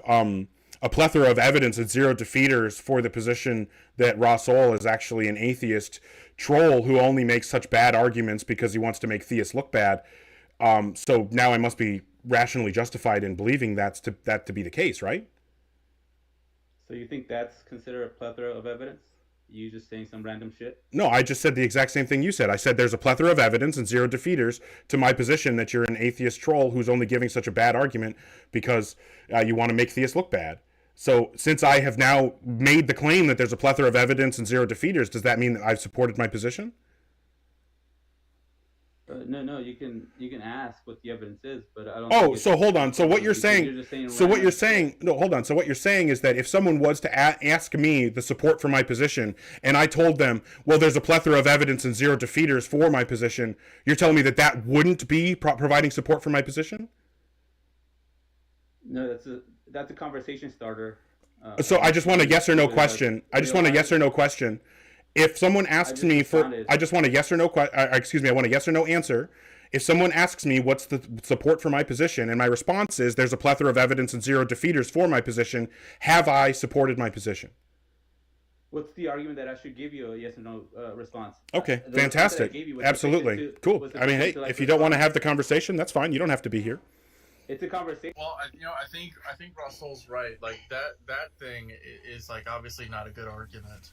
The one that you gave is exactly what he gave. Yeah. He's trying to say what you said back to him when you said exactly what he said. That there was like a bad argument. I think he's right about that. Yeah, 100%. I agree. It was one of the worst arguments I've ever heard. And I'm sorry, I don't have patience for people who are jokes.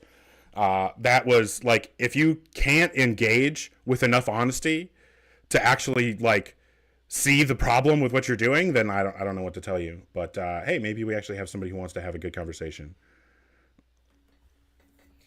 Hey, Ogar, you got that definition for God yet? Okay, so do you want to have a conversation or no? Yeah, I'm still waiting for the definition of God. Okay, cool. So not somebody interested in having a conversation. I remember that person being an asshole before, so... You can tell out the gate. Yeah. I'd never seen him before, but I'm like, oh, God. yeah, just immediately. I don't know where he is, but I can see his veins in his forehead. Like that meme, yeah. I don't know what to put down for Russell other than troll, which, yeah. Yeah, I mean, the goal here, obviously, is to have honest, linear conversations.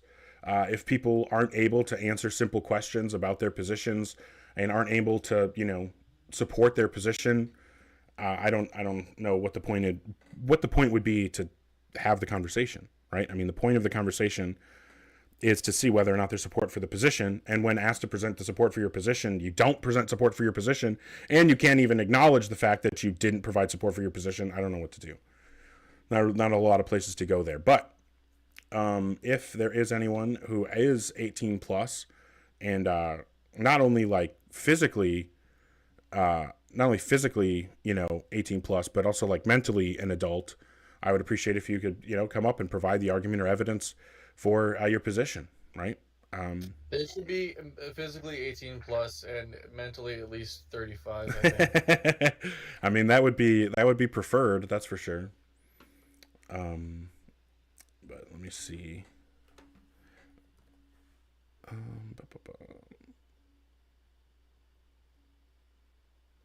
Okay. All right, so it looks like we have somebody requesting. Hopefully we can have a good conversation here. Hi, Jack. Are you at least 18? Yes, sir. Cool. What God do you believe in? I believe in the Protestant Christianity God. Okay. Thanks for just giving the answer. What would you say is the best argument or evidence that provides rational justification to believe in God? Okay, so this is how I like to think about it. I like to think as God as let's say, a computer engineer, right? So everybody asks the question, where did God come from? The universe, can it create itself? No. I think that life... What, sir? No, not every. I don't think hardly anybody is asking the question, where did God come from, or anything about the universe creating itself. I don't think those are questions that anybody's considering. Not seriously. My question, at least, if life comes from life, how can non-life make life? Yeah, I agree. That means that God couldn't possibly have made life, right? Well, no, that's my point. You would have. Well, hold on. What's the definition of life? Well, sorry, I'm confused on the question. What's the definition of life? What are the qualities that a thing has to have in order for us to say that thing is alive? I'm not sure. Could you give me your description? Yeah. So it would be biological processes, so it'd be a functioning organism that has biological processes like metabolism, growth, adaptation, reproduction, response to stimuli, those kinds of things. And I think that if we examine God doesn't fit any aspects of that definition. He doesn't reproduce, right? He doesn't spawn other gods. I'm pretty sure you only believe in one God. I mean, you may believe in a Trinity, but you only believe in one God. So your God doesn't reproduce and create multiple other gods. Your God doesn't have a metabolism, right? He doesn't eat food and metabolize it to support his body. He doesn't grow, right? God can't change because he's outside time. So he obviously isn't able to grow. And that also means he's not able to adapt to his environment or respond to stimulus. So God doesn't fit any of the definition or any of the qualities that we would say that life forms have to have in order to qualify as being alive. So if your position is that life came from God, then your position is that life came from non-life. So you cannot come in here saying life can't come from non-life while holding you can come in here and say life can't come from non-life while you hold the position that life came from non-life, but I think that would be a pretty silly thing to do. Okay, may I ask you a question? Sure. How do you think the universe came into existence? I don't have any reason to think that the universe did come into existence. Is there a reason why we should think that it did? Well, usually everything that has a cause has to have a beginning. Okay, why should we think the universe has a cause? Typically, people reason the other way around. If they say, because the universe must have had a beginning, it must have had a cause, and this is why we should think the universe had a beginning. But it sounds like you're saying that you determined the universe had a cause, and from that determined that the universe had a beginning. But I don't think that you can demonstrate either. Jack, so causes, I think you could probably agree, causes exist within time, and if the universe has time as a part of the fundamental fabric of itself, I don't know how cause could really affect the universe. I don't think that the universe could be caused when part of the universe is time itself. So we think it's eternal, if you will? Well, I mean, there are different ways that the universe could be. Like, I don't want to, I don't want to belabor an unimportant point, but I also don't want to be dishonest.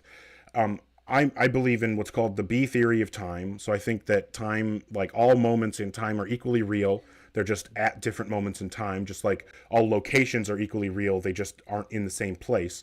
So all moments are real. They're just not at the same time. But it is possible. I think that it's an open question whether or not there's a beginning and or end to the universe, or if it's infinite in either direction or both. But because that's an open question, we can't then draw conclusions that require there to have been a beginning. And as far as I can tell, all the conclusions, all the people thinking that we should believe that a God exists are saying, at least giving this type of argument, are saying that, well, we know that the universe began, and we know that things that begin have a cause, therefore the universe must have had a cause, and we're going to just reason from that it was God. But I don't see how that even gets started if we don't actually have reason to think that the universe began. Okay. Someone commented there can't be a before in time. Yeah, Tiny Science. Tiny Science is awesome. That's definitely, somebody that knows a thing or two. So yeah, there can't be a before time because before is a time word. So like anything before anything else has a temporal relation. Okay. But let's say you're an eternal and all-powerful God. Would you be outside of time or controlled by time? Well, I don't think that either is possible. So first off, obviously, well, okay, never mind. That I was about to answer a question that you didn't ask, and I hate when people do that to me, so I won't do that. If I was an all-powerful God, I would have to be. Well, again, neither would be possible, right? Because if I was inside time, then that would mean that I'm inside the universe, and if I'm inside the universe, I didn't create the universe, and if I didn't create the universe, then I'm not God, which means I don't exist. So that means that I can't be inside time. But if I was outside time, then that means that I exist in a state of existence that cannot change, and a state of existence that can't change cannot include me going from not creating to creating. So there would be no way for me to actually create the universe if I'm outside time. And again, if I exist as a God, then I did create the universe, but being outside time precludes that from being possible, so I couldn't possibly exist in that instance either. So of the two options available to us, either in time or not in time, both lead to the conclusion that that God can't possibly exist. Okay. Trying to think of other questions. Have you considered that, like, I guess maybe not. One thing that I would say that if the universe did have a temporal beginning, that would have to be uncaused by like definition, because the first moment can't have anything to cause it. It's the first moment. If there's a cause to the first moment, it wasn't really the first moment. Yeah, there would had to have been a prior moment when the cause happened. That's a really good point, Lobes. What's your opinion on the Big Bang Theory? It seems to be the best explanation that we currently have for the expansion of the universe, but it says nothing about whether or not the universe had a beginning. There was a study done a couple of years ago that had a pretty small return. It was called the Copenhagen Survey on Black Holes and Fundamental Physics. There was of the like 80 people, 80 physicists and cosmologists that responded to the survey, 68% of them, which I think was like 54 or 56 or something, 68% of them said that the Big Bang, the meaning of the Big Bang is that it's a theory that says the universe evolved from a hot, dense state that says nothing about whether there was an absolute beginning of time or not. Now, the only problem that I've had with this survey, I think it's a good survey and I've used it and I think that it's worth using, but the problem with it is the number of people who responded. Well, the thing that is great that because of that survey, the people who did it were asked to conduct a much larger survey. So they did it again, only this time they got over 1,600 people to respond to that question. And we're talking all professional physicists, cosmologists, people with PhDs. And once again, this is fucking insane, but somehow, once again, they got exactly the same response rate, 68%, from this much, much larger sample size. 68% once again responded, what's the meaning of the Big Bang? A hot, dense state, which may or may not correspond to a beginning of time. So the Big Bang doesn't give us a reason to believe in the beginning of the universe, and that has been confirmed now multiple times by, one small survey and one really big one, showing that the current consensus in the scientific community is that we have no reason to think that the universe has a beginning. Or at least we have the Big Bang doesn't give us reason to think the universe had a beginning. Okay. So I know that was a lot, but I think that Wait, you're good. Don't worry. I'm just trying to process it all. Okay. So, do you have any other theories on what was before the Big Bang, or is that the best we have? well, so there's a couple different options. I think either prior to this Big Bang or prior to some prior Big Bang or something like that, there could have been what's called a Hartle-Hawking state, which would be it's really hard for me to explain this because I only have an extremely elementary understanding of it. But the concept, as I understand it, which, if we have a physicist in the chat, which we probably don't, but if we do, feel free to come up and correct me on this. But my understanding of the Hartle-Hawking state is that, do you know what a badminton shuttlecock looks like? Yes. Okay, I really love saying that word. So the shuttlecock, the cock part, no, I don't know what it's actually called. The cone part of it is basically what the geometry of the universe would look like pre-time. And so what would happen is, like, if you went backwards in time, the idea being that you would reach a state of existence where the dimensions are like essentially breaking down into where it's going into lower dimensions. So the time dimension goes away and you enter this only spatial region of space-time.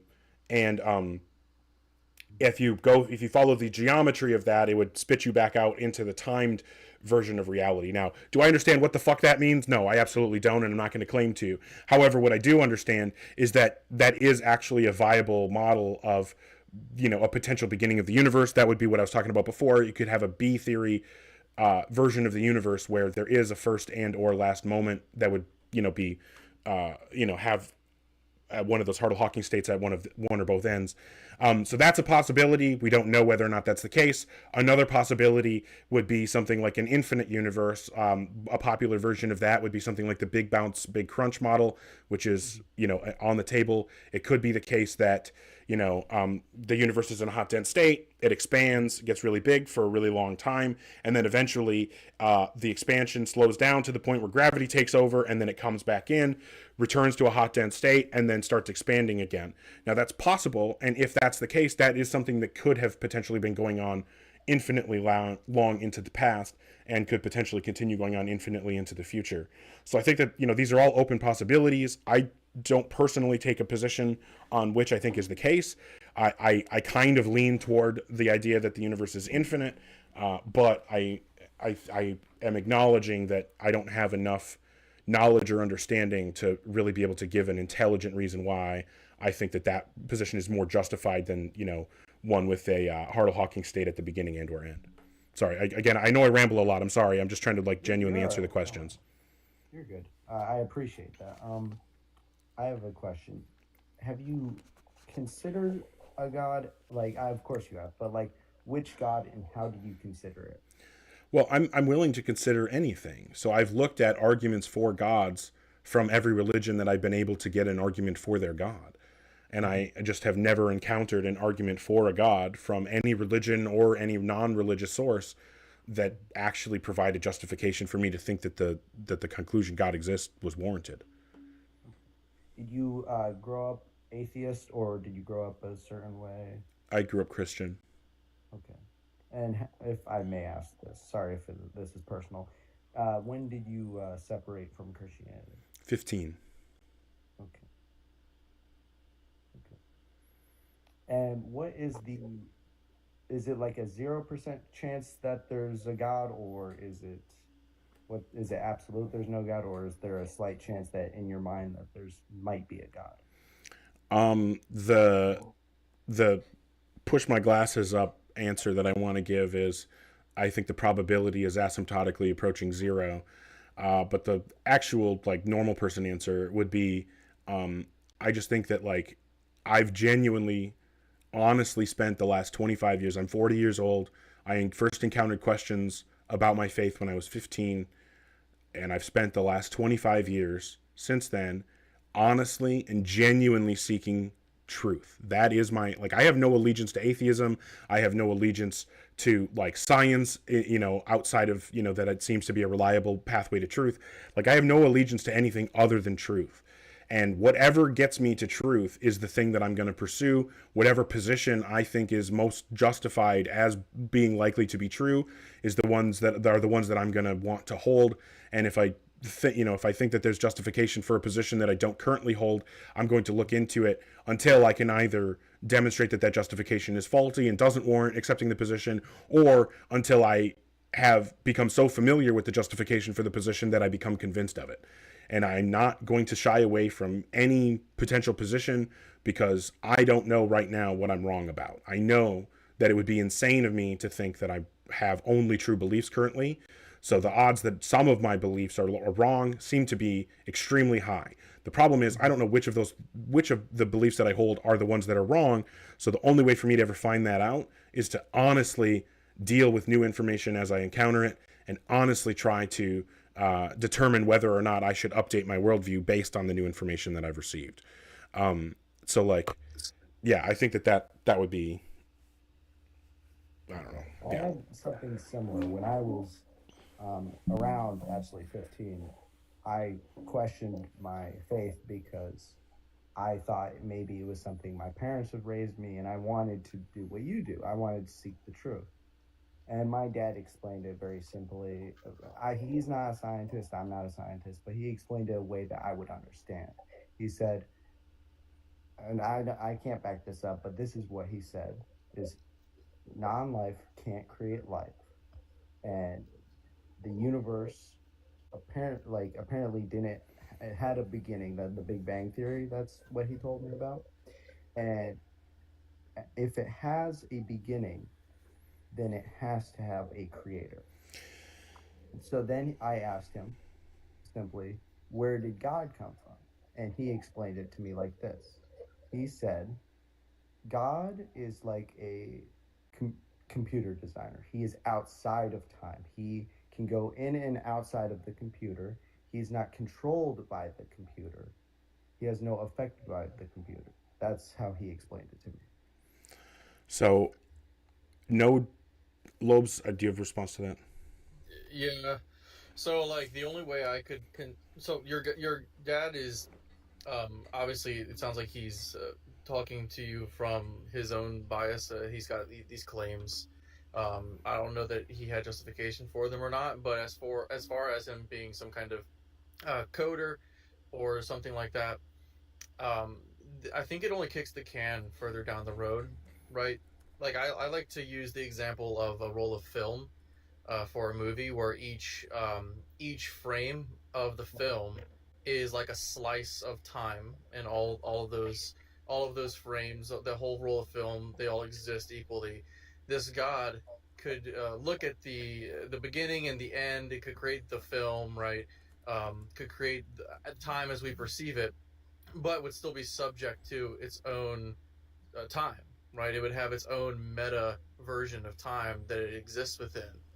That God would have to be subject to that, would not have been able to create the meta time, right? So there is still that issue where if you have time, it's necessary, even if our time is not the level of time where it ends. If our time is like a subset of time, and there's like this truer version of time that God resides in, then that's the time that we would be talking about that would exist necessarily, or at least without cause. God would be subject to that. Well, that's the thing. I thought about that too, but if God is true and he is an all-powerful, as the Bible claims, or as I have come to be raised upon, that God is all-powerful and all-knowing, how could I, as a simple human being, even comprehend him? I mean, it seems like, how can I comprehend infinity times infinity? Yeah, if you can't comprehend it, then you would be unjustified in believing it. Well, okay. Guys, I gotta go. My phone's about to die. Yeah, that's cool. Thanks for being here, I'll man. see you later. Yeah, I'll see you in a bit.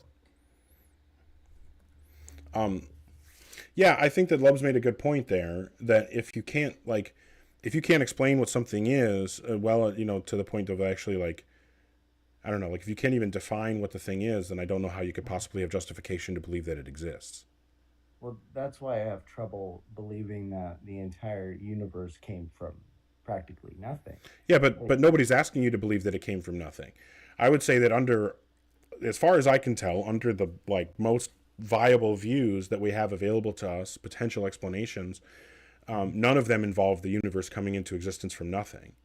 And also it's also just fine to take the position, I don't know, right? If somebody asks the question, why does the universe exist instead of not exist? I don't know is a viable answer, right? And obviously, like, do we want to know? Oh, 100%, right? Does it suck to not know? Oh, 100%. However, I don't know why we would say that just because we don't like not knowing that we should pretend that we do know. Well, out of what I have experienced in life, even though it be little, I'm only 19, I have looked at atheism and I've asked some of my scientific friends, and they came to the conclusion about the universe coming into existence by itself. And then I look at the God creating the universe, and I look at the two options, and I came to a moral conclusion that I would rather live by God, but I want to find out which God. So I went through each, like, Abrahamic religion, Judaism, Islam, and Christianity. I came to the conclusion, the historical text of Jesus, and I found faith in him. And I believed that faith of Jesus resurrecting and, of course, God creating the universe, instead of what one of my options were, the universe came from nothing. No, but that's not an option. No one is proposing that the universe came from nothing. In fact, that's not true. The only people who do propose that the universe came from nothing are theists. Genuinely, the only people who believe the universe came from nothing are theists. The people who think that God created the universe out of nothing, that's the closest you're going to come to anyone having a view that the universe came from nothing. So the universe, like, created itself. No. I've heard multiple theories about No, that. there is no one that holds the position.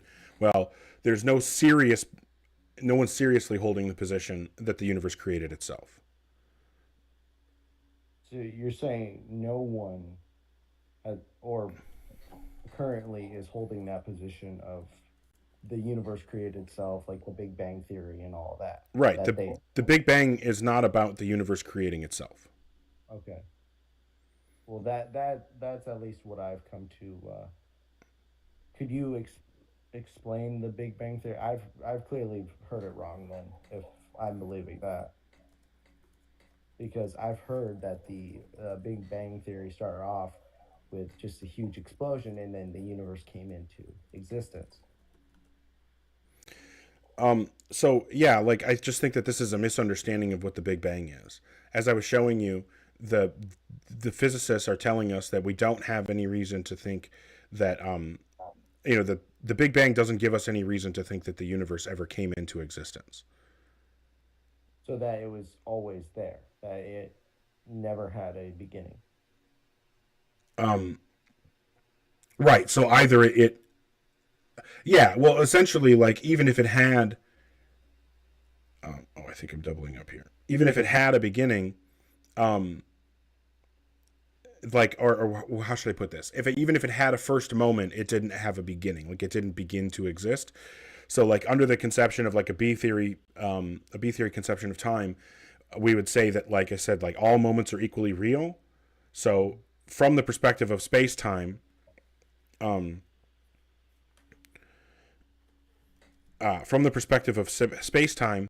there is, I don't know how to put this. Like, if you zoomed out, like, if there was a way to zoom out from space-time, you would see that the whole thing is all one thing. Like, the the four-dimensional thing, all the spatial dimensions and the time dimension, and that thing never began to exist. So even if there's a first moment, that's not the universe coming into existence. So that huge thing would be eternal. That thing was always there. Right, that thing never came into existence. So the same way that you think that God doesn't need a creator, we can just say that the universe doesn't need a creator. Okay. Well, my next question would be, how did we get a moral compass that we have today, unlike any other creature that we have on Earth, if we did not have a God? Yeah, I mean, that's just empathy is evolutionarily advantageous So the populations of humans that had more empathy were more likely to survive and pass their genes along and create future generations that had even higher levels of empathy. And so over a very long time, we had it bred into us because, like I said, it conferred a survival advantage. Mm-hmm. Okay. So basically, we figured out that we tribe together and therefore we survive and then became apex predators. That would make more sense.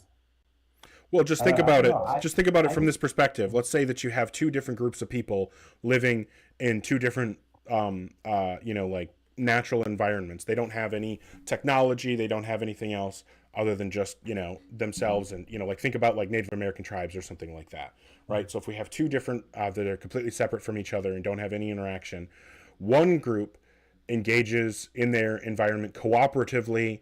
They hunt together. They work together so that when one of them learns a new technique, they teach it to the rest of them. When one of them is hurt, the rest of them care and they come to help them and make sure that that they get healed if they're injured, and make sure that like they all work together to raise their children and teach their children how to be successful members of society and those kinds of things. Okay, so that's the first group, and then the second group doesn't do any of that. They all are at each other's throats. They're all stealing from each other. They're all trying to hinder each other's hunting and gathering efforts as much as they're focusing on their own. Like, of those two groups of people, which do you think has a higher likelihood of surviving and flourishing? The one that works together. I completely agree, and that's why I think that we can easily, like, extremely intuitively say that it makes sense that evolution would have selected for humans that had higher empathy. And so even when, like, let's say that when our cognitive faculties were still much less complex than they are now, and these things were starting to develop, even at that stage, it would have been advantageous to have some proto form of empathy. And so I just think it makes sense because we also see it in other ape species, right? Like, we are a species of ape.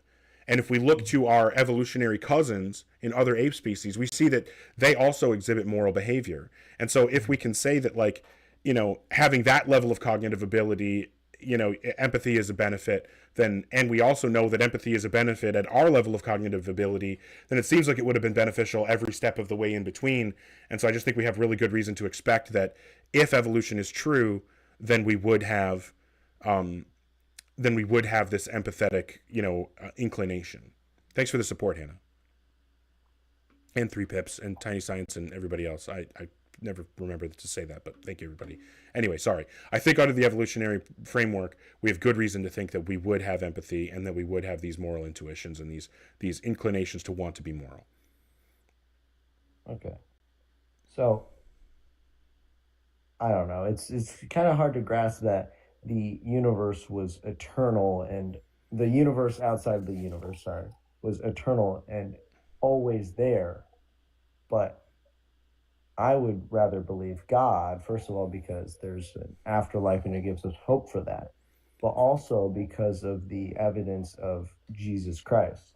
I mean, the historical evidence of Jesus lived, and he lived for 33 years and then died. Hold on. Yeah. So this is actually a point that Monkey Boy, who was in here earlier, brought up, that when we start talking about evidence like Jesus's life, that may be, like, if you already, this is kind of the position that you described, if you already believe in God, and then you start thinking about things like you start thinking about things like the evidence for Jesus and the resurrection, and how many people have believed in it, and the maintaining of the message through long periods of time, et cetera, those things start to sound convincing when compared to other religious claims. But that's only because you already believe in a God. Since I'm taking the perspective that I don't already believe in a God, none of these things are actually expected just under the bare hypothesis, the fundamental hypothesis any God exists, that some God exists. Like, it's not the case that, like, we can just say that, like, any nondescript God exists, therefore we would expect that, Jesus would resurrect from the dead and perform miracles and all these other things. That only is true if we add a whole bunch of extra qualities to God. But if we get to add extra qualities to the hypothesis, then we should also be able to add all of those similar qualities to our naturalistic hypothesis, and we can really easily use that to come up with naturalistic explanations for why it would be that people believe Jesus rose from the dead even if he didn't actually do it. So what we need to do first is get to that position that, okay, we believe that a God exists, then we can start having, the conversation about which God and, which one we should prefer and all that. But I think that, you kind of mentioned this before. It sounds like you kind of came at it from this like presupposition that a God exists. Then No. from there, which God should I think it is? I came at it with looking at what the witness, quote unquote, witness report in the Bible of. Yeah, but you National shouldn't care what the Bible Bible has to say when you're trying to determine whether or not a God exists. Do you understand? Well, that's the problem. It's a historical and accurate text. That doesn't matter. There are exactly the same level of support for every other religion. Every other religion has the same level of support to it. So there's no reason why we should think that this level of support should give us good reason to believe in Christianity, but that same level of support shouldn't give us good reason to believe in those other religions. So what we need to do first, before we start talking about the specific things that differentiate the religions, we have to know, why should we think a God exists in the first place? So that's what I'm interested in discussing. Do you have anything for that? Well, the universal eternal part is still bugging me because I don't know. I guess I'm in a pickle with that part. It's very difficult to comprehend that, and then of course it's very difficult to argue an eternal God as well. But, yeah, well, like I said, I mean, whatever reason you feel comfortable with the idea that God existed eternally without being created, just apply that to the universe, and I don't think that there's any problem anymore.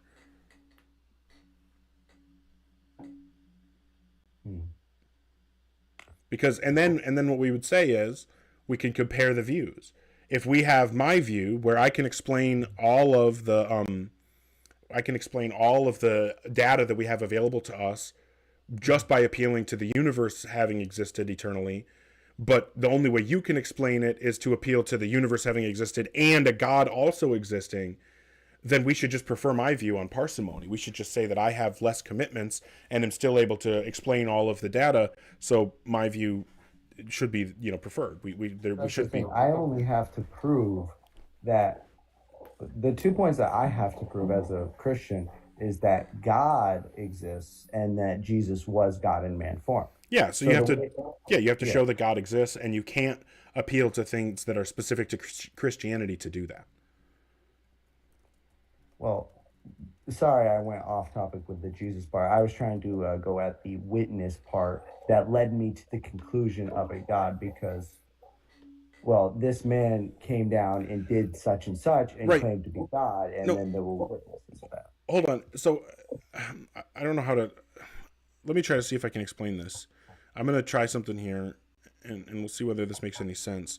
So it's like if we have the total probability space, right? And we have, so here's the top of the total probability space. And then, down here somewhere we have the middle of the bottom of the total probability space. In here is every answer about whether a God exists or excuse me, how the universe came into existence or why the universe exists, right? In this blank space between those two lines is all the possible, the space that all the possible answers occupy. And now what we would say is somewhere in the middle here, we're going to have a dividing line, and we're going to say that up here, I made one side bigger than the other. Let's say that they're 50-50. And we said up here we have no God explanations, and down here we have God explanations. Let's say that we start out and we just assume 50-50 between those two, right? Let's just say that we start out no preference for one or the other. We say that they're both 50-50. Well, now the problem is that in the total probability space, because altogether this equals 100% of the what is likely to be true about how the universe came into existence. If no God takes up 50%, then this means that the total probability of all no God answers adds up to 50%, and the total probability of all God answers adds up to 50%. So this means that the probability of the Muslim answer, the Christian answer, the Hindu answer, the Norse answer, every Native American tribe's answer, every other indigenous tribe around the world. Obviously, America is the only real country. Every possible religious, the Greek pantheon, the Roman pantheon, every example of a story or a belief that a god was involved in the creation of the universe, the probability of every single one of those added together adds up to 50% under this view, and all of the no God answers also add up to 50%. And so what's happening here is you're trying to say that your answer for your specific God is more likely than the other gods. All you're doing in that case is saying that Christianity should take up a bigger part of this space down here, and you're not doing anything to make this space up here smaller. So the arguments that you need to give are arguments that would make this space smaller and this space bigger. Because if we can get to a point where, where it looks like this, and this is the distribution of the probability space where we only have a very low probability that any no God answer is correct, and we have a very high probability that some God answer is correct, well then, yeah, in this case, we should believe in a God, and that's when we start determining which God should we believe in. But we have to do this work first. We have to change from, like I said, that even distribution to this weighted in God's favor distribution. And the problem, as far as I can tell, is that, in fact, the evidence that we have pushes us in the other direction, where I think the no God answers take up a much, much larger proportion of the probability space than all of the God answers added together. Well, I would see it, how I see it at least, is I find it more reasonable that there is a creator than there isn't a creator.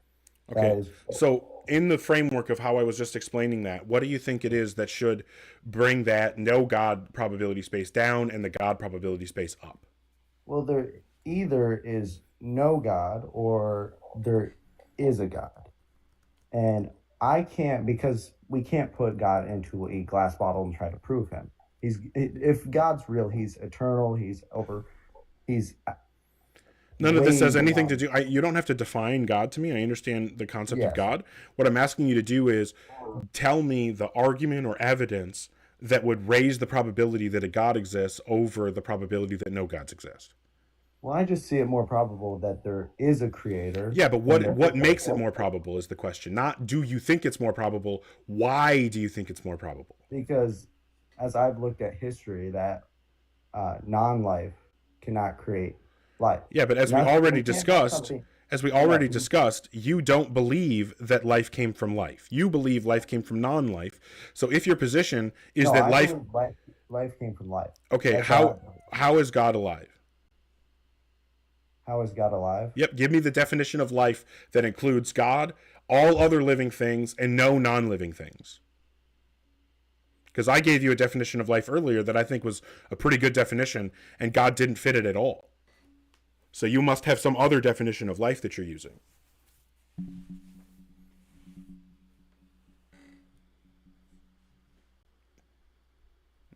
If you're off the app, I can't hear you.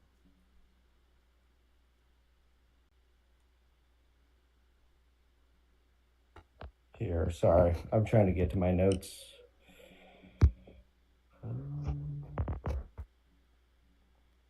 Trying to figure out how to get to my notes without, getting off the screen here. Oh, thanks for the support, Banana Mom and 3 Pips. You guys are awesome. Thank you.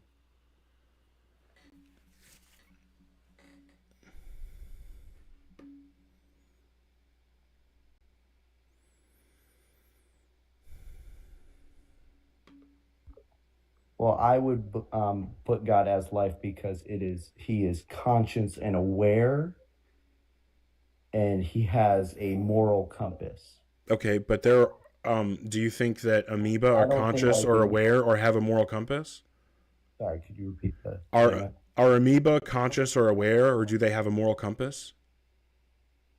No, I don't believe. I'm not sure. Right, and are amoeba alive? Yes, but Yep. So remember the qualification or the definition that you're supposed to be but giving. conscious and aware, we're You're- living. you're- Okay. Yeah, but like for Your example, okay, hold on. Your current dialectical burden, right? In the dialectic that we're having right now, your burden is to provide a definition for the term life that includes God, all other living things, and no non-living things. So far, if we say life is anything that is conscious, aware, and has a moral compass, if that's our definition of life, then we would have to say that bacteria are not alive under that definition. But bacteria are alive. So you have not met your dialectical burden. You need to give a definition that fits this criteria here, or give me a reason why this is faulty criteria. Well, the thing is, humans have. Do you understand the two things that you're supposed to be doing, like your two options of how to proceed from here? Yes. Okay. I'm just trying to say, like, for example, you need to do one of the two things that I just laid out. All right. So you need to either provide the definition that fits this criteria, or tell me why this is unreasonable criteria. You can do either of those two things. But if you do anything else, I'm just going to consider it a concession at this point. Because I've been asking you for evidence over and over and over again. You keep saying the same thing about life not coming from non-life, and we keep going through this. So I'm holding your feet to the fire. We got to nail this down. So again, your options here are to give the definition of life that fits that criteria on the screen, or tell me why the criteria is unreasonable. I'm sorry, sir. I'm not going to continue this conversation. All right. Have a good one.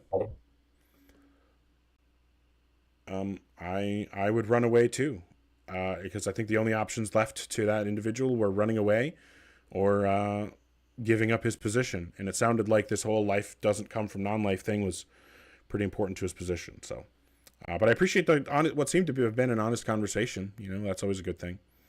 But so I have been live for over 2 hours now. It is time for me to actually end the live, and I am going to be going over to Lobes is live. I don't know if Lobes is live currently, but I believe Lobes will be live soon, and I will be on there.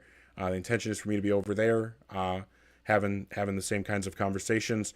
Except Lobes is in charge, so it's a little calmer over there. But I appreciate everybody. Thank you so much, everybody, for the support. I sincerely appreciate it. This has been an awesome live. I really do appreciate everybody. And the last thing I want to say, as usual, remember that tomorrow is not guaranteed. You don't. Lobes the Absurdist. So you look up Lobes the Absurdist. Lobes. Type in the.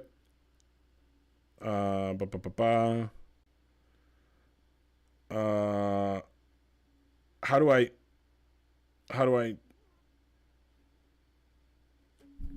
can you guys click that? I don't know if that's clickable. I have no idea how to do this. I'm an old man.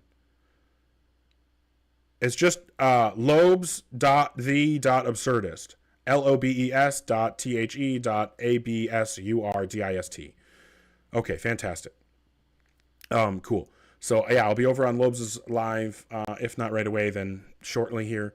But again, what I always like to say at the end of my lives, because I think that this is an important thing that is easy to overlook, that tomorrow is not guaranteed. You don't know how many more opportunities you're going to have to tell your family and your friends how much they mean to you. So do not let those opportunities pass you by. I think it's very important. So I just want to say thanks, everybody, and I hope that you have a good one.